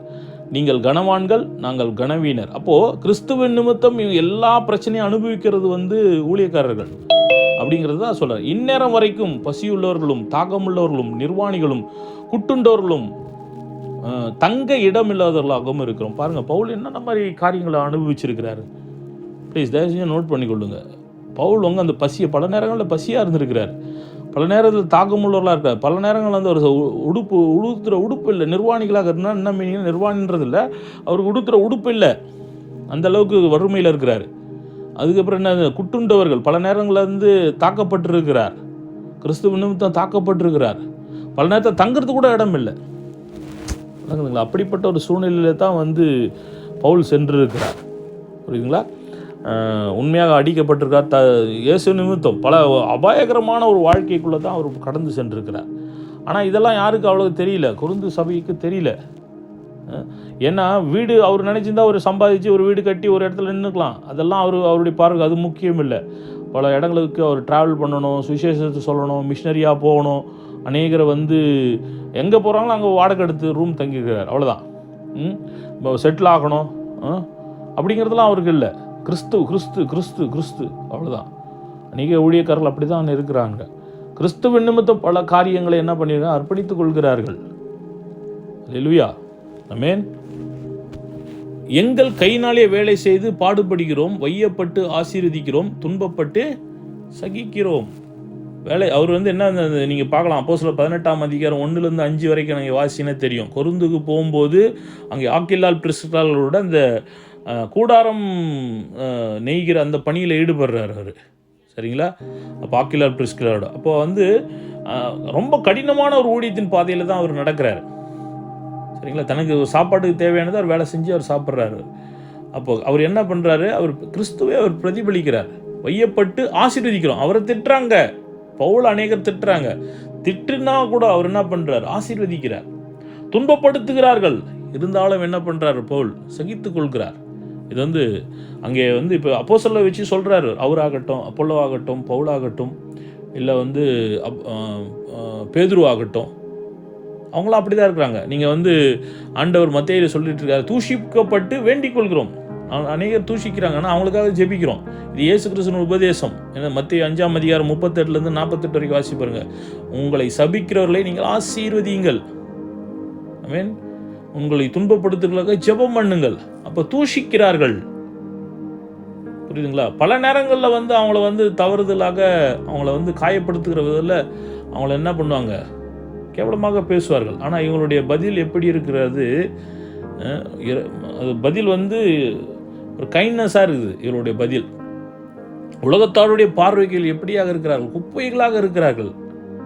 உலகம் பார்க்கிறபடி உலகம் இவங்களை பார்க்கல. இப்போ ஒன்றும் இல்லை, இவங்க வந்து இவங்க ஒன்றுமில்லை என்று நினைப்பது கூட பிரச்சனை இல்லை. இவங்க இருக்கவே கூடாதுன்னு நினைக்கிறாங்க, அதான் பிரச்சனை. விளங்குதுங்களா?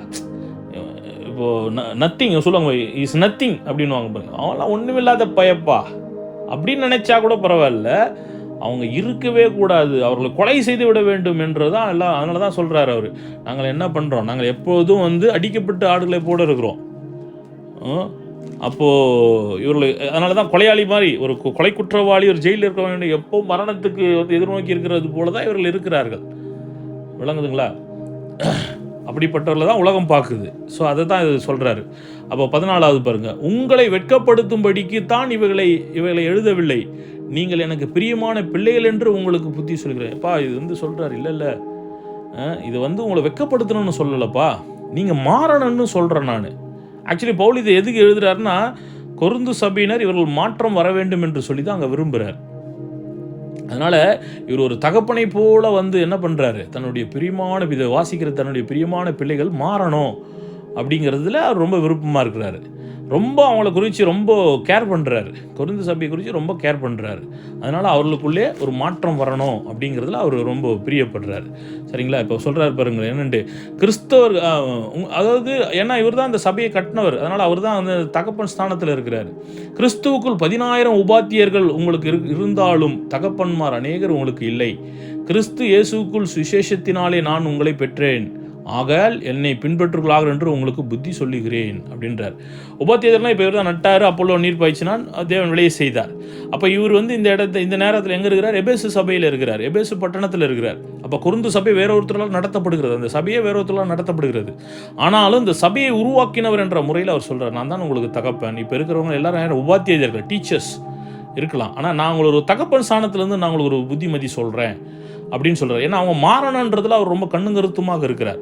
உலக அவங்க வந்து ஒரு மற்றவங்க வந்து எப்படி இருக்கணும், ஊழியக்காரர்கள் வந்து பிரிந்து இருக்கக்கூடாதுன்றதுல ரொம்ப கருசனை உள்ளவராக இருக்கிறார். சரியா?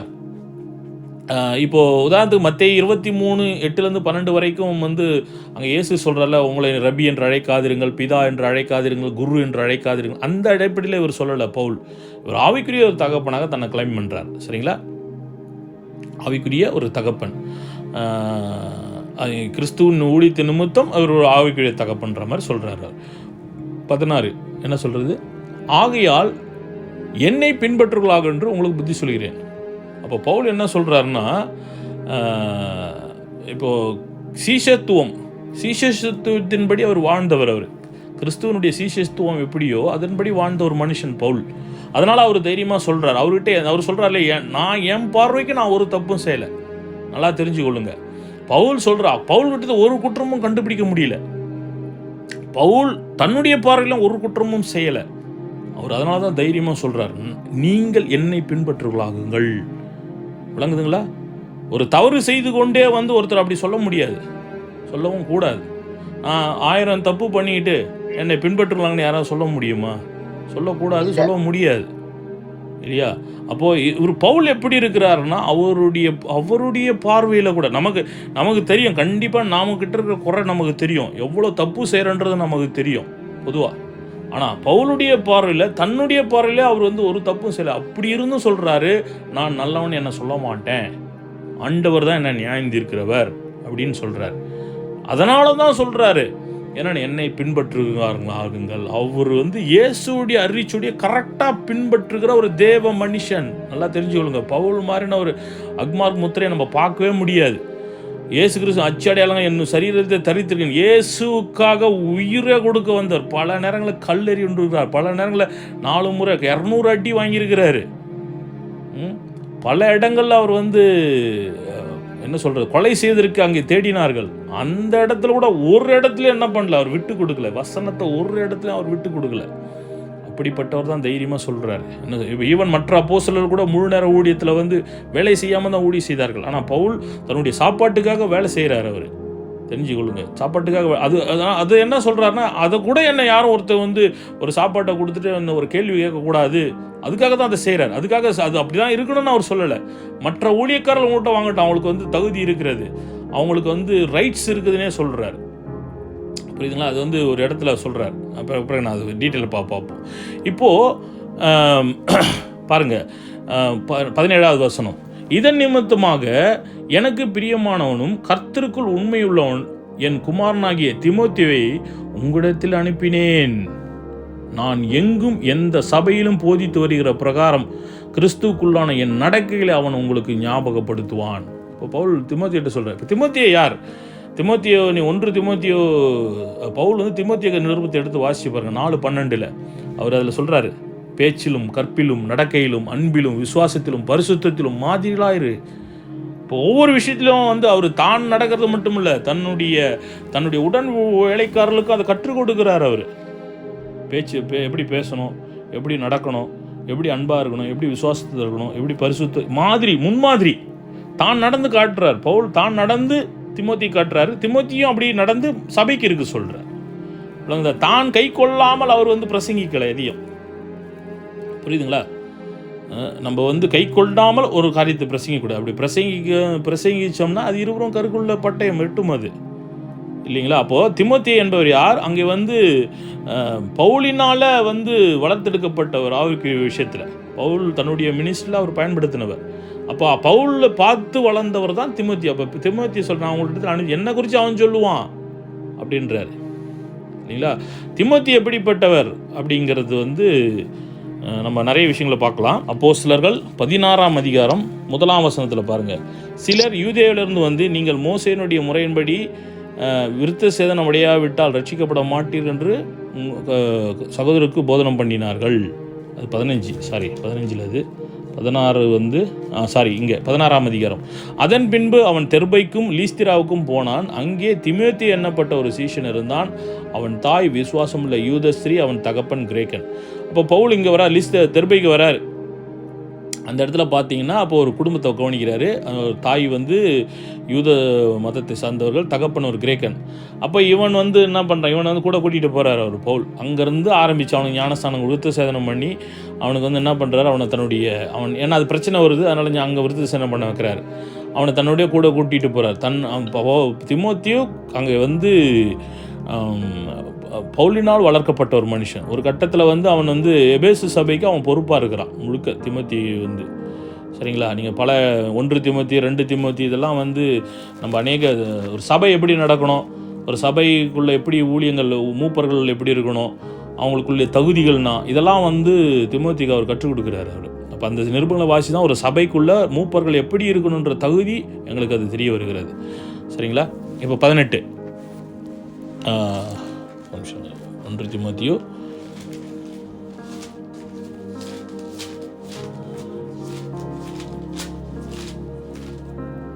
நான் உங்களிடத்தில் வருகிறதில்லை என்கிறதற்காக சிலர் இருமாப்படைந்திருக்கிறார்கள். ஏன்னா இப்போ பவுல் எங்கே இருக்கார்? எபேசில் இருக்கிறாரு. இப்போ அங்கே சபையை பார்த்துட்டு இருக்கிறது அப்போல்லோ. நான் வரலன்னு எல்லாம் ரொம்ப தெனவட்டாக இருக்கிறீங்க. ஏன்னா இவர் எந்த ஒரு தகப்பன் ஸ்தானத்தில் இருக்கிறாரு. சரிங்களா? அதனால் உங்களுடைய சுபாவத்தெல்லாம் மாற்றிக்கொள்ளுங்க அப்படின்னு இப்போ பவுல் விருப்பப்படுறாரு. இங்கே ஒருத்தருக்கு ஒருத்தர் வந்து நீங்கள் குரூப் பிரிவாக பிரிஞ்சு இருக்காதீங்க அப்படின்னு சொல்லிட்டு உங்களுக்கு பல வந்து உபாத்தியர்கள் இருக்கான். தகப்பன் நான் தான், அந்த தகப்பன் ஸ்தானத்தில் நான் உங்களை கேட்குறேன், நீங்கள் மாற்றிக்கொள்ளுங்க உங்கள் சுபாவத்தை அப்படின்றாரு பவுல். அப்போது ஆகிலும் கிறிஸ்துவுக்கு சித்தமானால் நான் சீக்கிரமாக உங்களிடத்தில் வந்து இருமாப்படைந்தவர்களுக்கு அவருடைய பேச்சு அல்ல, அவருடைய பலத்தையே அறிந்து கொள்வேன். அது முதலே சொல்லிட்டார் இல்லையா, சுவிசேஷம் வந்து சும்மா பேசுறது கிடையாது, அங்கே ஆவியின் பலன் வேணும். அந்த ஆவியின் பலன் இருந்தால் தான் அங்கே அற்புதங்கள் நடக்கும். அப்போ சொல்கிறார், நீங்கள் பேசுகிறவங்க எங்களுடைய சேலஞ்ச் பண்ணி பேச விரும்புகிறீங்களா, வாங்க, உங்களுடைய பேச்சு அல்ல, நீங்கள் எந்த ஆவிக்குரியவர்கள்ன்ற நான் பார்க்குறேன். நம்ம எப்படியும் பேசலாம், டஃப்பாக பேசுகிறது எப்படி போல, ஒரு அக்ரெசிவாக பேசலாம், ஒரு அரகண்டாக பேசலாம், ஒரு பிரேவராக பேசலாம். ஆனால் அதெல்லாம் வந்து வேலைக்காகாது. ஆவிக்குரிய விஷயத்தில் அதெல்லாம் வேலைக்காகாது. நாம் மென்மையாக பேசுகிறோமா, அது இல்லை, ஆவியின் பலத்தினால் நாம் பேசுகிறோமா, அதுதான் முக்கியமானது. ஆவியின்படி வழி நடத்தப்பட்டு கொண்டிருக்கிறோமா, அதுதான் ரொம்ப முக்கியமானது. அதை தான் வந்து இப்போ பவுல் சொல்கிறார். இப்போ நீங்கள் இப்போ சுபாவம் மாறலைன்னா நான் உங்களை வந்து என்ன பண்ணுவேன், உங்களுக்கு என்ன வேண்டும், நான் பிறம்போடு உங்களிடத்தில் வர வேண்டுமா அல்லது அன்போடு சாந்தமுள்ள ஆவியோடு வர வேண்டுமா, கேள்வி கேட்டு முடிக்கிறார். அது தேவனுடைய ராஜ்யம் பேச்சிலே அல்ல, பலத்தினால் உண்டாயிருக்கிறது. சும்மா பேசுறது இல்லை, தேவனுடைய ராஜ்யன்றது பேசுறது இல்லை, பலத்தில். அங்கே வந்து அற்புதம் நடக்கும், அதிசயம் நடக்கும். யாக்கோபு 2:26 என்ன சொல்கிறார், ஆவி இல்லாத சரீரம் செத்தது. அது மாதிரி எங்களுக்கு இங்கே என்ன தேவனுடைய பலன் இருக்கணும் எங்களோடுக்குள்ள. நம்ம முதலே சொல்லிட்டோம், எங்களுக்கு சுவிசேஷமே தேவ பலனாகத்தான் இருக்கிறது. கிறிஸ்து இப்போ எங்களுக்கு தேவ பலனும் தேவ ஞானமாகிறார். பரிசுத்த ஆவி தான் அது. அப்போ அந்த பரிசுத்த ஆவினால் வழிநடத்தப்பட்டு அதன்படி நடக்கிறவர்கள் தான் முக்கியம். அதை தான் சொல்கிறாரு. இப்போ இது என்ன சொல்கிறாரு, ஒரு தகப்பனை போல் உங்களுக்கு வந்து அடிக்கிறது பெரம்போடு வரட்டுமா இல்லை அன்போடு வரட்டுமா, ஜென்டிலாக வரட்டுமா அப்படிங்கிறது தான் அவர் சொல்கிறார். நீங்கள் எபிரேயர் வந்து 12:6 அந்த வசனத்தோடு நாங்கள் முடிப்போம். எபிரேயர் 12:6 யாராவது ஒருத்தர் வாசிங்க. எபிரேயர் 12:6. கர்த்தர் எவரிடத்தில் அன்பு கூறுகிறாரோ அவரை அவர் சிட்சித்து நாம் சோதித்துக் கொள்கிற எந்த மகனையும் தண்டிக்கிறார் என்று பிள்ளைகளுக்கு சொல்லுகிறது போல உங்களுக்கு சொல்லி இருக்கிற புத்தியை மறந்தீர்கள். புத்திமதி சொல்றாரு ஒரு தகப்பனுக்கு. ஆண்டவர் நீங்க பாத்தீங்கன்னா எல்லா இடங்கள்லயும் யாரை ரொம்ப கடிந்து கொள்கிறாருன்னா தான் நேசிக்கிற பிள்ளைகளிடத்துல கடிந்து கொள்கிறார். நம்ம கூட நம்ம பிள்ளைகள் ஒரு கட்டத்தில் வந்து தப்பு செய்ய ரொம்ப கண்டிச்சு போய், ஏன்னா அது கெட்டுடக்கூடாது. உலகத்தில் ஏதோ ஒரு பிள்ளை தப்பு செய்துன்னா கூட நம்ம அப்படி கடந்துட்டு போயிடுவோம். நம்ம பிள்ளை தப்பு செய்யும்போது ரொம்ப கோவம் வரும், சில நேரம் தண்டிப்போம். ஏன், அது நல்லா உருப்படணுன்ட்டு, அது நல்லா ஒன்று படைக்கு வரணுன்ட்டு. அதே ஒரு கான்செப்டில் தான் இங்கே பவுல் என்ன சொல்கிறாரு, கொரிந்து சபைக்கு உங்களோட பெரம்போடு வரணுமா அன்போடு வரணுமா அப்படிங்கிறது தான் அவர் சொல்கிறார். ஏன்னா இவர்கள் அந்த பிரிவினை இல்லாமல் இருக்க வேண்டும். ஏன்னா அவர் சொல்கிறார், தான் வந்து இயேசு கிறிஸ்துவின் வழியில் நடக்கிறேன், அதனால் நீங்கள் என்னை பின்பற்றுங்க அப்படிங்கிறத அவர் சொல்லி முடிக்கிறார். ஆமென். இதோட அதிகாரம் 4 முடிவுக்கு வருகிறது. கர்த்தர் தாமே உங்கள் யாவரையும் ஆசீர்வதிப்பாராக.